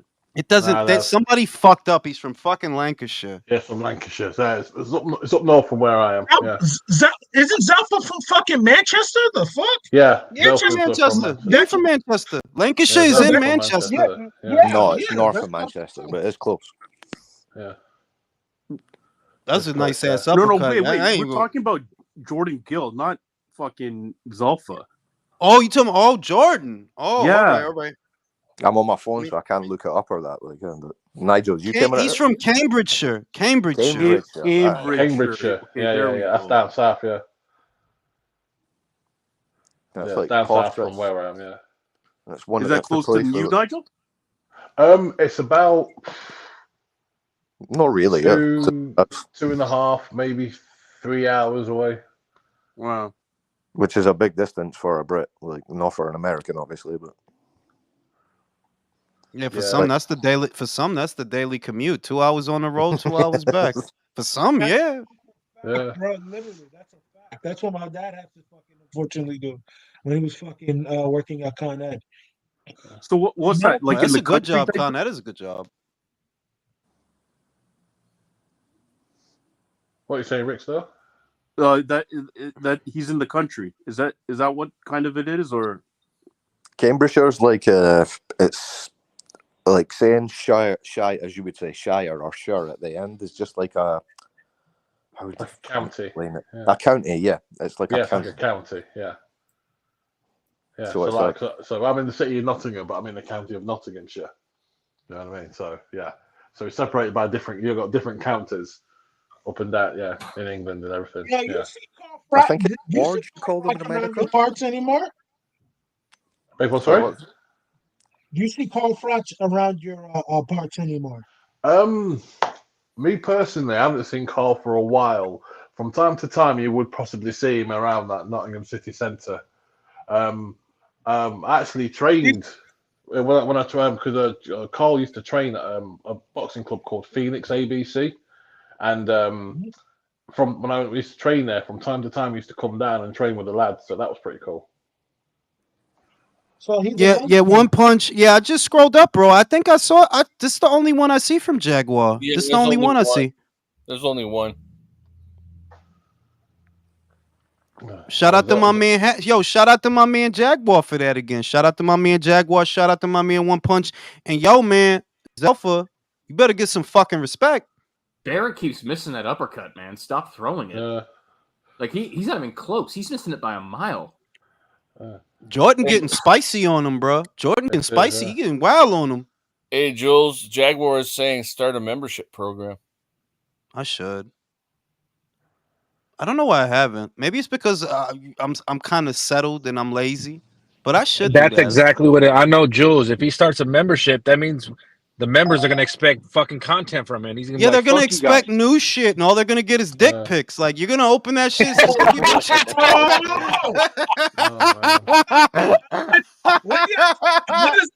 when does it stop with you? You like, yo, I got a membership at Ring IQ and ain't nothing but dick pics on the shit. We know War Week Radio signing up right now. Yo, right now I got Jordan. Yo, listen, I got Jordan Gill up right now, bro. I think he's winning the fight.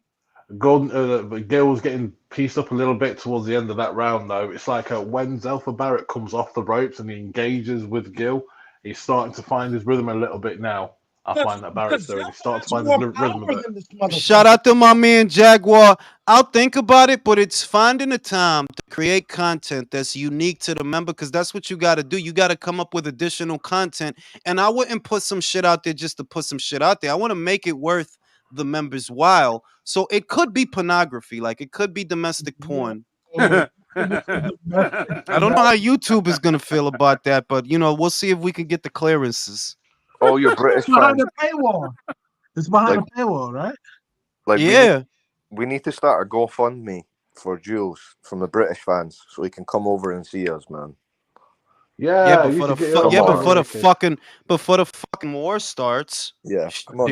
He's such an Anglo-Britophile that you should at least get to see us. I want to see at least one fight at the fucking O2 Arena before the goddamn war starts.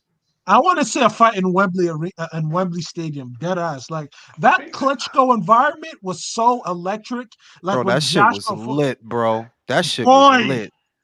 Boy, what are you talking about? AJ versus AJ. If you want that type of atmosphere, yeah, that shit was like watching. Yo, listen, that shit was really like watching two superheroes fight, bro. Like that shit was like. That's what fully sold me on boxing. If you really want to experience an amazing atmosphere, you will not get a better thing than Scotland versus England. Nigel. That's a fact. When Scotland and England do, like anything together, boxing, football, whatever. Mate, serious, it's mate. war. Yeah. Mate. Yeah. Shout out to Julio. Shout out to Julio. Haguar, the type of guy who wants fights on pay-per-view. Shout out to pay-per-view. Man, but I do. So go ahead, Joe. Sorry, go ahead. I was just going to say that when I went to see Joshua versus Dillian White down at the O2 years ago for the British title, when the first. Oh yeah, even that was electric. That was a good fight. That was amazing. But I'll tell you something, man. It's like the amount of people there was so much coke, so much drug taking in the toilet. Seriously, you making Drew get his passport out right now like that? What that coke? Seriously, there was like it was wild, man. It's like all the blokes were in the toilets, like smoking weed and all sorts of shit, and the beer. And I had the guy behind me. We were watching the main event, and he was like, "Dillian White, you cunt!" It was seriously, mate, it's wild. Seriously, it's brilliant. Zelfa's losing this fucking fight to me, dog. It's funny, like fucking fight. Yeah, this Do is something, surprising to dude. me. So my Scottish brother. Yeah, what man. happens if Turkey says they're cutting off their oil pipeline and then they're gonna side with Iran to Israel? Then America can't fight two countries that have got over 80 million people apiece. And Turkey has modern weapons, remember. That has Russian and American military hardware. So, like... And what people don't get, in situations like this, it doesn't matter the manpower, it's logistics. Mm-hmm. Supply lines and all that shit. I know one thing. This motherfucker better stop running because he's getting bullied. You better stand your grounds, Zelfa. And he's talking shit. He's not even doing anything. He keeps talking. He's not doing anything. No, he's dancing on his toes, missing uppercuts, and talking shit. Mm-hmm. Turkey's already cut like loads of stuff anyway. Oh, okay, he landed that. There you go, Zelfa. But yeah, That's the thing. It's like he wins the last 10 seconds of the round, but it's like, brother, there were 2 minutes and 50 seconds of I don't think it's enough to steal the round, Jason. Like I would not give that. I would not give that round to Zelfa Barrett. That's what I'm saying. Not yeah, at you might all. you lost that round, bro. Yeah, it's like congratulations, you won the last 10 seconds. There was another 2 minutes and 50 seconds worth of shit. You were getting your ass whooped. That ring girl got some thighs. Yeah. I'll bite that, man. She needs Vaseline when she walks, man. Thighs rubbing against each other. Dirty bitch. That ass is nice. I tell you one thing though, Ukraine's fucked. Oh, Ukraine's yeah. I wild. mean, like, like, what's the situation with them? Like, what's going on? It's over, bro. It's only a matter of time. It's only a matter of time. From what I heard recently, is that one of their high-ranking generals have said that they're losing ground a little bit to the Russian forces because they're saying that the weather was favorable. Well, basically, it was dry weather, so basically Russia could use their tanks and edge and take out some key like land areas. Defense You posts, know what I mean? Yeah. Russia's like it's, and we're not giving them any money right now. But Russia's beefed up its production as well. Like it's reorientated its economy into a war economy. So now it's producing what it needed from the start. So now Ukraine is fucked. Now war fatigue is setting on the West, and Russia knew this, so they just waited. The Russians, they're the best at fighting attrition. They'll fucking, and that's a fucking highly valuable fucking skill. And remember, did you guys catch that interview with Putin and Tucker Carlson? He was just laughingly, calmly like, "Yeah, we want Biden to win. Our supersonic missiles are ahead of everybody's." He was like, "What's up?" I don't think that. I think he was capping there. Like I think. No, I know, but he was like I expect he's gonna say like some of that was posturing, you know. Of course, but it's telling to say like, no, keep doing what you're doing, Americans. We want Biden to win the election, and da da da da da da da.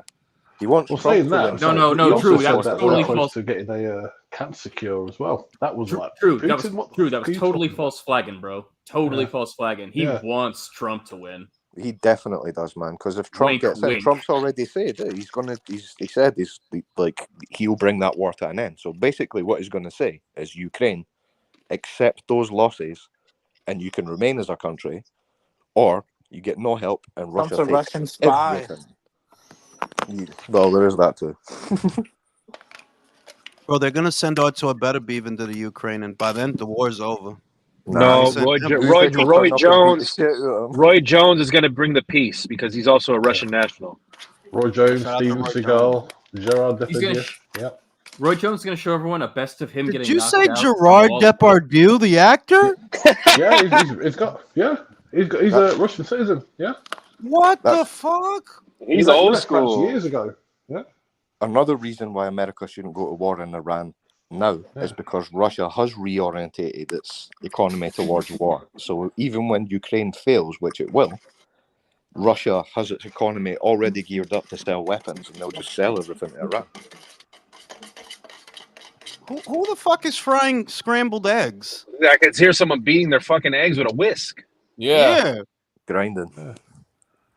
Country, is that you? No. I'm on the couch chilling, man. Oh, I know who it was. It was Michael getting ready for some voodoo shit. You know, eggs, throwing the chicken bones like motherfucking King Willie and shit. King Willie and fucking voodoo magic man. Fucking voodoo magic man. All this stuff made him nervous about to cast some spells and curses. You do Santeria, Jules. Shut up. Yeah, exactly. Sacrificing motherfucker. Nah, but on some real shit, Zelfa's losing this fight, bro. He need to do something because right now I just see Jordan Gill bullying the shit out of him, bro. Prepare yourself, policeman. And you know what's wild, fellas? May 18th in Saudi Arabia, there's going to be representatives from Ukraine, Russia, Israel, and all that for the undisputed heavyweight fight. That shit's going to be hilarious, though. Which is crazy. Yeah. Well, the Russians. What did you guys, Ryan? What did you make of the press conference that Fury had this past week? What did you guys make of that? You know, Usyk wasn't. To me, they must have done that because they realized the promotion's been kind of weak for that fight. It's just a narcissist that needed attention, man. That's all. Yeah, exactly. The way they were laughing at his usual shit. He's just a little sausage. Yeah, that was funny the first 100 times, bro. Now it's just now you're just saying the same shit. Because he's just talking to his community now, man. Everybody else is tuned out. It was before the Americans were sort of hoodwinked a bit because of the gift of gab, but now even Americans have seen through the shite. We've always known it was a load of shite. But Britain loves a glory hunter, so while he's on top, he'll still get some respect. But I love the way you guys say shite. Ryan, Ryan, Nigel, let me ask you this. Do you think he's still kind of quaking in his boots? Yeah, he does not want to fight. Yes, he is. He realized he knows deep down that this is the biggest fight and the biggest threat to his credibility and his standing in the heavyweight division. He's never wanted a fight with Usyk because, like Jules has pointed out, and a lot of points that are not just us kissing here. He doesn't do anything better than Usyk. His arms, I believe, his legs have gone. His power is overrated. It was always shite. Yeah. He's good. He's a good boxer, but you know what I mean. He's up against someone who is just superior on all things that matter. He's already said that the AJ fight won't happen in Wembley. He's already said that. So I think Jules did cover this in one of the previous lives or evening talks. Even though that Usyk did not square off with Francis, but the Fury watching Francis getting like fucking annihilated by AJ, how much of that has an impact in regards to his psyche going into this fight? Massive. Definitely. Absolutely massive. Because before he could have told himself, well, I'll just knock him out. He's only a small little man. But now he's seen that someone that he couldn't knock out, even with a fucking elbow, Joshua knocked out in 2 rounds. And Usyk went 24 rounds with Joshua and never touched down. Yeah. So that opened a lot of eyes over it. So psyche-wise, how much do you guys think it's going to play, like in regards to him, like fucking up his game plan? I think that he's baffled. I really don't think that he knows like what he's going to do. Yeah. Because how can he can't outbox him. If he tries to outbox Usyk will make him look utterly stupid. Yeah. If he tries to walk him down, he might have a bit more success, but Usyk will just move away. Exactly.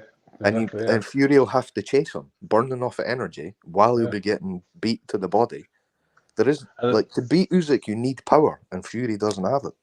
Yeah. So with the weight cut, AJ has power, and he couldn't beat him. To beat Usyk, you have to be special in a whole bunch of areas. Oh, of course. That's why I get surprised. I honestly, I get shocked when people tell me Fury's gonna knock him out. How? Exactly. AJ, since when does Fury hit harder than AJ? Since when? Yeah, it's all the Wilder shit, bro. Like it's what I've been saying. Everything they think about what Fury can do is based on what he did to one limited, one-handed fighter. They were never saying he's this massive puncher before that. It's all based on the Wilder fights.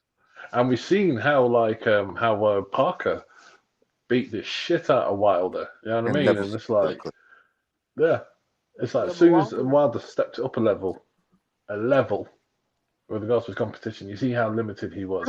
And he lost to Anthony Joshua's leftovers.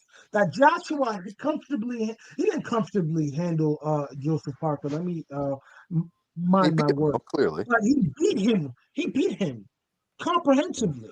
But like, and you're losing to that dude with an overhand right, and you make all the excuses in the world. You say like, hey, this was a boring fight. It wasn't boring when he was hitting you with them overhand rights up inside your goddamn head. Like, Wilder's such a fucking clown, bro. Like, Jules and Drew and all the Americans on the chat. He doesn't represent us, does he? Because we don't act like that, bro. We definitely, the niggas on this panel do not act like that as Americans. That shit is sad. What the Fury fairies seem to be forgetting as well is when they talk about Klitschko, is that years prior, when Klitschko was still in his prime, Usyk was getting kicked out of camps for making him look stupid in front of the media. Yeah. And that's him and Big Brother. You know what I mean? So fucking... He was fucking both of them up, though. Like, people found Morell. He was fucking both of them up.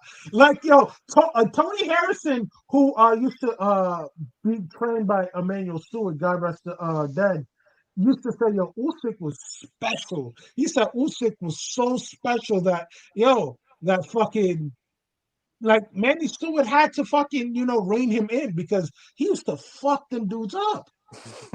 Exactly. Look what Usyk did to Tony Bellew, man. He whooped his ass. Oh, that was a beautiful performance. That was a given. That was a farewell present for Eddie and a payday for him. And we all knew what was going to happen in the UK. We all fucking knew. Anyone that didn't was from Liverpool, and even you know what I mean. Truth be told, Nigel, man, even fucking Tony Bellew did. He did, yeah. He said it. He said he knew. He said that he knew he was going to exactly. Yeah. I'll take my payday, thank you very much. Yeah. But even when he was talking about him, like, he was always just saying that he's a phenomenal. If I can beat him, I can beat him. If I can't, I can't. And that's pretty much what he said. Yeah. And that is. Hey, he tried his best though. He didn't lay down. He tried his best. We can't act like Tony wasn't up in that fight and wasn't, holding. No, that's what I was gonna say. He was trying his best. No one's saying that. First 3-4 rounds, he done well. Yeah. But you have to remember, at cruiserweight, Usyk would give you the first 3-4 rounds. Yeah. So he was comfortable, although Bellew had more success than, say, Garcia did. Usyk was letting them work, as he always does. But since he's went to heavyweight, he's had to change. Now he works the first 4 and works the last 4, and then he sort of plateaus in the middle 4. Whereas before, when he was a cruiserweight, it would be plateau for the first, and then the second 4 and the third 4, he would just keep pouring and pouring and pouring. Yeah. Yeah. My thing is, with Usyk, he could have at cruiserweight. He could have literally fought every fucking minute of every round. That's what makes him fucking scary. Like, fuck that guy. So wait, Nigel. I don't see how Fury wins that, bro. I don't see it. So wait, Nigel. Like, he's banking on walking him into a body shot. You could kind of see that from how he's been training. There was some heavy bag footage earlier this week. He's working the bag, and you see when when he was in the ring, at least 2 videos that I saw, he's moving lateral, jabbing. It's what I thought. He's hoping he can walk him into a hard shot. That's the gist of it. And the reason I don't think it's going to work is because this guy is anything but textbook. He's expert level. Like he's not basic enough for you to catch him like that. But not only that is that Fury doesn't have one punch knockout power. Even if you walk him into it, which I highly doubt he'd walk into something stupid. Like he's very calculated. When he's counting on the massive size difference to make up the difference in whatever lack of power there is. Yeah, but Jules, let me ask this. I'll ask you this: Tyson Fury with the weight cut. What was the intention of the weight cut though? To be able to move. To move. He can't move lateral and stay on his toes for 36 minutes if he weighs 270 something pounds. He figures he'll gas out. Yeah. So he slimped down. He slimped down so he could stay on his toes and move around for 36 minutes. Now my thing is that that's a lot of weight even for a guy who's 6'8". It's a lot of weight to lose in that amount of time because you were just in there 4 or 5 months ago. You lost a lot of weight very quickly. And you could still gas out. You could still. So that's not how you've been fighting, It's the pace that Usyk sets with the feet. Can Fury follow his feet? Yes. Can you follow like if Usyk goes to his side? Shit. Gill's down. Shit. Gill's down. Body shot. He was doing so good. He was so good. He was doing left so hook. Good. He's back up. His legs don't look unsteady. Go back to that body, Zelfa. I like being right. Go back to that body. Dig in. Get a plate. Get a plate. I like being right. I like being right. I like being right, Zelfa. Gill's got to watch out for that. He's fighting. Come on, Zelfa. I like being right. It wasn't that good of a body shot. But no, I'm telling you, Zelfa's been landing that left hook to the body throughout the fight. 2 body shots. Good body shots in there. Sometimes under the elbow. And I remember he got caught with a left hook to the body. He just backed off. There's a lot of time. He's taking punishment. Gill's taking punishment. He's slowing down. Fucking move. Come on, Zelfa. I like being right. Ooh, shit. Good right by Gill. They fight. But Gill's never looked like this. Like he's looking fucking. And guess who's in his corner? Who's in his corner? Ben Davidson, bro. He's been fighting a good fight. Honestly, He's never looked like this, yo. I swear to God. I fucking hate Ben Davidson. You know who he had before? He had Dave Caldwell. I never thought that guy was a good trainer. I don't have a high opinion of Caldwell, to be honest with you. Terrible. Cannot stand that dude at all. He's fucking annoying and terrible. Another body shot. Fucking hell. He's been getting him off. Oh, another one. He's down again. Down again. Right in the middle. I like being right. I like being right. Don't get up, Gil. You don't need no more. You don't need no more. It might be I a like draw being right. If he can get up and win these next 2 rounds, could be. Come on, Zelfa. Come on, Zelfa. Put it on him. Another one in there. Another one in I'm there. a little behind 20 you guys. seconds. What? Whoa! Whoa! He waved it off. He waved it off. It's over. It's over. God damn That it. is bullshit. God damn it. That is Fuck Steve Gray. Bullshit, man. No, a fucking body shot. Yep, it's over. Steve Gray does more Steve Gray things. I Who'd have fucking thought? hate this Steve is Gray. Nah. I know it wasn't Steve Gray. I just want to say it. Fuck Steve. I just saw him on the camera. There's Fuck 15 seconds left, man. All British referees are Steve Gray to me. How dare Michael hates 2 British referees. Mark Lyson and Steve Gray. No, Al Foster and Steve Gray. Yeah, Howard No, Foster. Howard Steve- Foster. Yeah. It's Steve Gray and Steve Gray. There's only Steve Gray. I It's fucking Steve no, but I and really Steve despise Gray. Steve Gray. Steve Gray is not good for boxing, bro. You shouldn't have a fighter like a referee. Well, no, like in that. his defense, no. Well, look, I don't know about every stoppage, but this one was good. He was just getting beat on. He just got No, dropped this- 2 times in the this- same round. this- He was just getting beat on. This wasn't Steve Gray. I just wanted to say fuck Steve Gray. Okay, well, fuck him. Body shot, man. It shouldn't have been stopped. They should have let him see the No, round no, out. the last one he was hitting him. He wasn't hitting back. Yeah, he wasn't fighting back. He's just getting hit.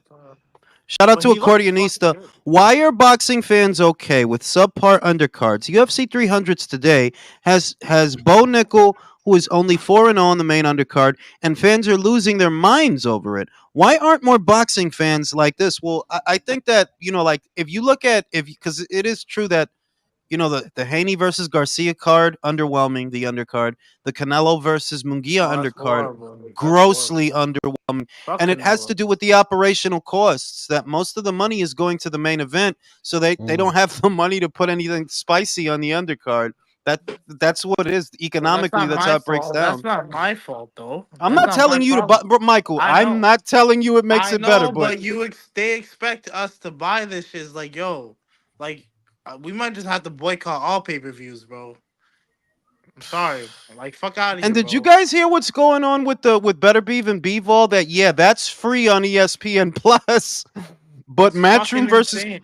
like, what are y'all doing? Like, what are y'all wait. doing? That fight is free, but the Matchroom versus Queensberry is not. They're saying that's what Dan Raphael said. I don't even know what you can't charge Americans for that show, because for us, it's not what it is to the Brits. If you made it a pay-per-view in Britain, I would definitely understand that. But you can't make that a pay-per-view for us. The main event is not a pay-per-view, but the undercard is? What? Like, what? That's not gonna work, man. Like, nah. It's not gonna Do work, we even man. when are the fighters getting announced for the 5 versus 5? They said it's this week, but they said that last week. I wonder if they said that the they've week. been saying They don't have it ready. Yeah, they've been saying we'll announce it in a week, like 3 weeks ago. Yo, they've been taking too long for that shit, bro. Like, Turkey was starting. That shit started in December when they started planning that. Mhm. Like, hurry up! How hard is it, bro? It's not that hard. Let's be Does honest. Warren It's have a not that hard. welterweight? Queensberry, your fighters aren't that big. They aren't that big, bro. You know what, Ryan? I'm not too sure. That's a good question. I'm not too sure. I mean, I don't know. Like, I'm thinking, Zach Parker versus Craig Richards, right? That's got to be one of them. That's a good fight. It's got Zach Parker. He moved up to 175. Yeah, he moved up to 175 in his last fight. He's ass, anyways. But yeah, he is ass. He is ass. That would be a perfect card for Boots to get on if he could get his mandatory on. Can you believe Andre ducked that guy, bro? Like, you fucking idiot, Bro, bro. this is what I'm talking about. Yeah, like. You fucked up. We're not gonna go into that. I just want to say we're not because but I saw that on the Boxing Voice. Somebody tried to say that they're not happy that Boots went with Matchroom because it might turn out like the Andre shit. I'm like, no, Andre never had a fun style to watch. That's the first thing. He was never really that fun to watch. 2, he couldn't knock people out. He didn't really have knockout power. Boots does have that he doesn't play with his food as much as Andre did. You know what I mean?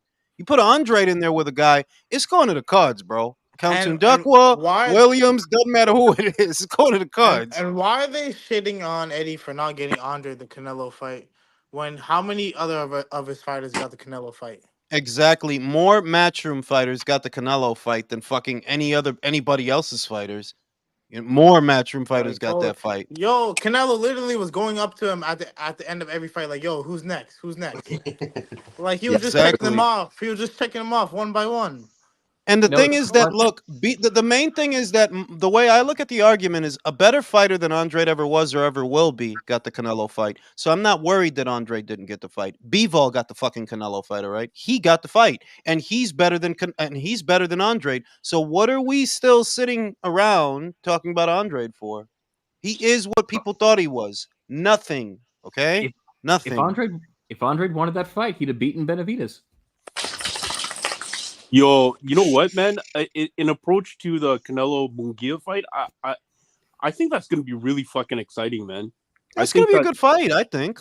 Yeah, it's gonna be a good fight, but like, yo, come on, bro. Sorry, what do you come on, bro? Shit, what's wrong? I'm talking about the card. I'm talking about the card. Like, I'm not happy with that shit. Yeah, that card is ass, bro. Like, what is it? We have to start doing something about these cards. Stanionis versus Gabriel Maestre. Bro, like, who the Mario fuck Barrios versus I know Gabriel Maestre, but it's like, bro, this is a show. This is a showbox fight, bro. That's a showbox fight. Yo, sorry, but really, did you get a chance to hear? Fucking Drew has to come back. Honestly, Drew has a lot of money, but he has some of the shittiest mics in the history of live. These are my pods. Are you in the middle of a car wash? No, I'm so. Yo, boys. Man, that mic is bad. What is going on? No, mute that shit. Mute that shit. He'd be like, yo, I'm going to Japan. I'm going to eat dinner with Manny Robles and shit. What are you guys doing? Fuck that mic, bro. Can't afford a good fucking mic, yo. What about what I'm using? Mic, I'm on my phone using my AirPods. What do you want from me, Michael? Damn, bro. Get a mic that isn't shit. That's what we want. Michael has had enough. I had enough of the back mics on this. Did you hear what Roberto Diaz said on the Boxing Voice yesterday about they don't think Virgil's ready yet? For who? Just like that step up, because Ness asked him. He's been in 3 divisions and hasn't been a champion in either, and like, is he ready? Because Virgil, this Thomas Delorme. But look. The Thomas Delorme fight is shit. I'm not even gonna pretend it's not shit. But at the same time, the dude only fought for 1 round in what, a year, or has it been 2 years?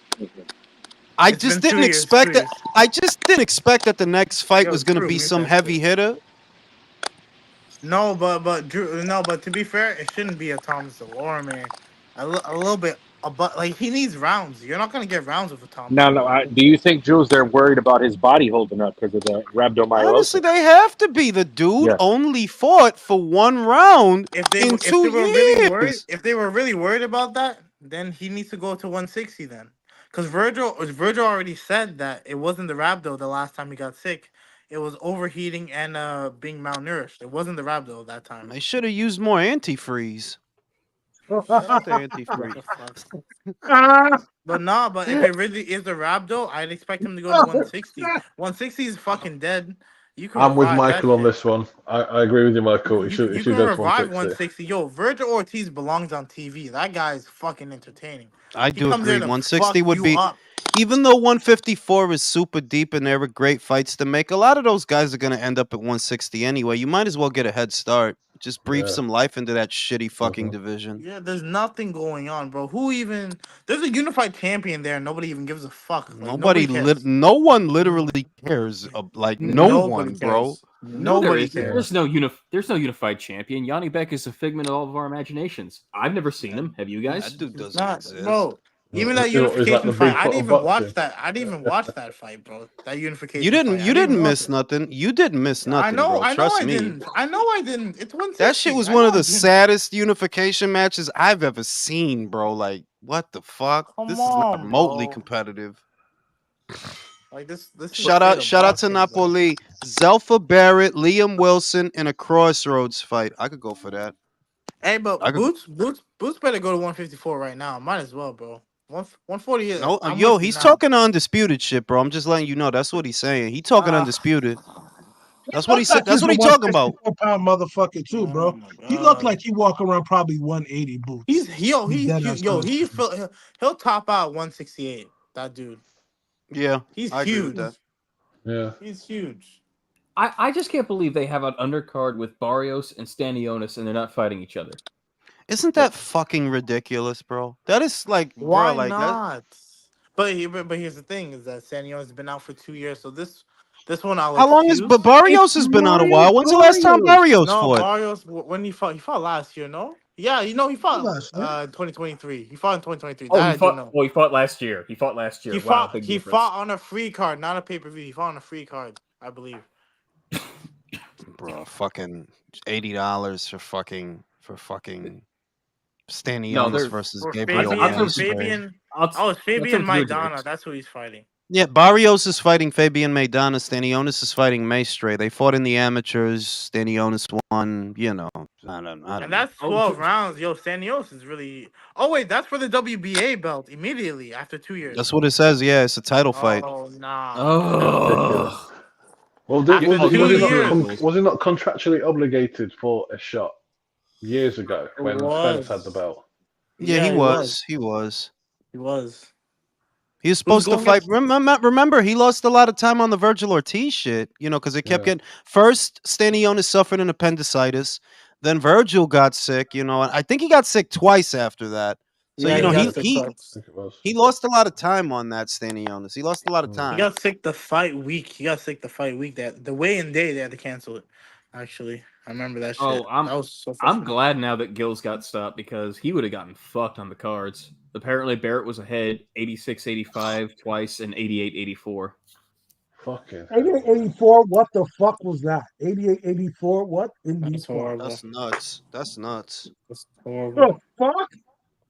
The ring generalship, yo. The ring generalship. Who's in the rankings? Who's in the rankings for the WBA? WBO at 147. At 147, I gotta look, man. I think I know Santi Liang. Santi Liang is the front runner. Oh yeah, Santillán. He's the front, he's the guy who's most in line to fight for the title, but I can't remember who's behind him. I know Spence is at number 4, but Spence is not staying at 147. But if you're advising Boots, Jules, and you ask him straight up, can you stay at 147 long enough till Tio and Devin and Subriel come up here? I mean, I would just because look, you might as well give it a try because he can beat all of those fighters. He can come on, he can beat Barrios. We know he can beat Barrios. We know he can Boots. We know he can beat Stanionis. We know he can beat Santi Liang. So because he stands such a good chance of beating the guys that would become champions, you do want to explore it. You do want to explore it because as great as 154 is, it's also political. It is also political. Very. Plus, and 154, he's not the favorite against everybody like at 47. There you go. Unless the only way he gets a unification is if Bob gets the belt through Stanionis. Bob's not gonna give him that. Eddie. He might. I mean, he trucked that guy off the. He trucked that guy off the Golden Boy without much of a. Without much compunction about it, he just sent him over. Oh no, and Michael, you're saying that as if Boots is with PBC, he's with Matchroom now. So if Turkey wants to get that action going, Bob will send him over there now. Yeah, I think he would. I think he would. That's true. And the other thing is, we can't bank on these fighters staying with the PBC. We can't. Mario's over there right now, and he's over there right now, and so is Stanionis. They both are, but that could change. So we'll see what happens. It could if they ain't got no fight dates, motherfuckers got to get paid, bro. Apparently I saw that tweet you retweeted, Jules, where it said Eddie's going on a fucking signing spree. Can you imagine the meltdown if he gets Fulton and a couple other guys? Apparently there's a rumor that he might be signing Shakur. I don't know. I didn't see. I saw that on Twitter. Yeah, but Shakur signing to him is not a good idea. Unless you're gonna go to 40, then it's a good idea. He can get you some bodies at 40, but if you're staying at 35. I don't know, bro. I don't know about that. Jules, I don't want Shakur versus Richard Hitchinson at 40. What the fuck? Shoot me. No, but I mean, like, yeah, like there's not a lot of. Shakur Hey, fuck him up. He needs to stay with Top Rank, bro. That's how I feel. He needs to just stay with Top Rank. He does. Like, He does. He does. hey, quick question. They're interviewing Porn Stash right now. Is he fighting tonight at all? yeah, he's fighting, bro. No. He's not fighting tonight. He's fighting on the Barenchik, versus Navarrete card. That's where he's fighting. Oh, okay. Yeah, he's fighting that. We have 2 cards that night. We have the Undisputed in that card, right? Yeah, but you know the Undisputed is in the middle of the day. Remember Is that it? because it's in Saudi. Yeah. Yeah, because it's in It's in Saudi, Saudi. bro. So Let's we have 2 go. cards that day. Let's Hell, go. the all-day boxing. I fucking love it. We have not Michael, I want you to do some fucking. Do me a favor, Michael. Do some voodoo for me, because if I can get an extra $5,000 between now and then, I'm going from Japan to Saudi for Undisputed. Oh shit. Do some what? Some Extra voodoo voodoo for me, because if I can get an extra 5 just go light the incense, go in the bathroom, light the incense, choke your chicken, and say a prayer for Drew. That's crazy. What? That's fucking crazy. Man, Michael's out here going, oh, technically it's a hoodoo, not voodoo. Oh, damn, that's bad. See, I don't think the top rank show didn't start yet, right? That didn't start yet. It started. The YouTube portion. You know. Yeah, I'm looking forward to, fellas. Some real dread. I'm looking forward to that relay segment where Jules is roasting all these Americans and Newey putting the hammer down on Sean Porter and all these cucks. Yeah, because I was talking to Marcos. I got to correspond with Marcos Villegas yesterday, and nothing against Marcos, but he just has a very antiquated view of things. That no, America's not the preeminent market for boxing. It's not. And it would be different if he were a fighter that were developing, but he knew he is not developing. He's a proven draw. He can draw 55,000 people to a boxing match. No, he doesn't need the Americans. And it's not like Americans watch those weights anyway. Like, what are we talking about here? It's, to me, all it really is an effort to devalue what he's done so far because it didn't happen here. That's all I see. Because let's be honest, who the fuck is it here that you want him to fight? Who? Exactly. Ain't nobody over here. And to go even further, Jules, he could pack 100,000. There's so much of a demand; they have to raffle off tickets for that 55,000. Yeah, yeah. Come to America to fight who, dog? To draw what and fight who? The request doesn't make any sense. Jules, you're so wrong. Because here's why you're wrong, Jules. Remember when Chocolatito was the pound-for-pound fighter in the world, and everyone just universally accepted him? And he made a boatload of money, made it in shows. Oh, wait, no, that didn't happen. Yeah, like that. I literally said that in the last relay video I did. That Chocolatito, when he was here and he was fighting on HBO, he knew he's now making more and drawing more than he was when he came here. And he came here from Japan because remember, Choco made his bones in Japan. That's where he started out. He was there for a number of years, very successful. But coming over here didn't make him a superstar. No, it didn't. No, it didn't. And then people don't know. I knew it was on that Superfly car because he wanted the fucking Chocolatito smoke. And Tom Loeffler had him in here in L.A. And Chocolatito and them at 115 acting like divas. He's like, fuck y'all, I'm going to 118, bitches. Yeah, like this whole thing that you have to come to America. Look, it's not even that you really want him to come to America. You're just setting an unreasonable precedence so that you have an excuse to talk shit about him that he doesn't come to America. Who is it in America that you want him to fight? Exactly. Who? Yeah, and my man Rico Boxing says he needs to come to Telford. Jules, wait, look, but wait. I'm gonna shut this live down and I'll go back live again in about an hour and a half, okay? Because I'm gonna go live for the Jared Anderson fight. He's gonna go take a shit.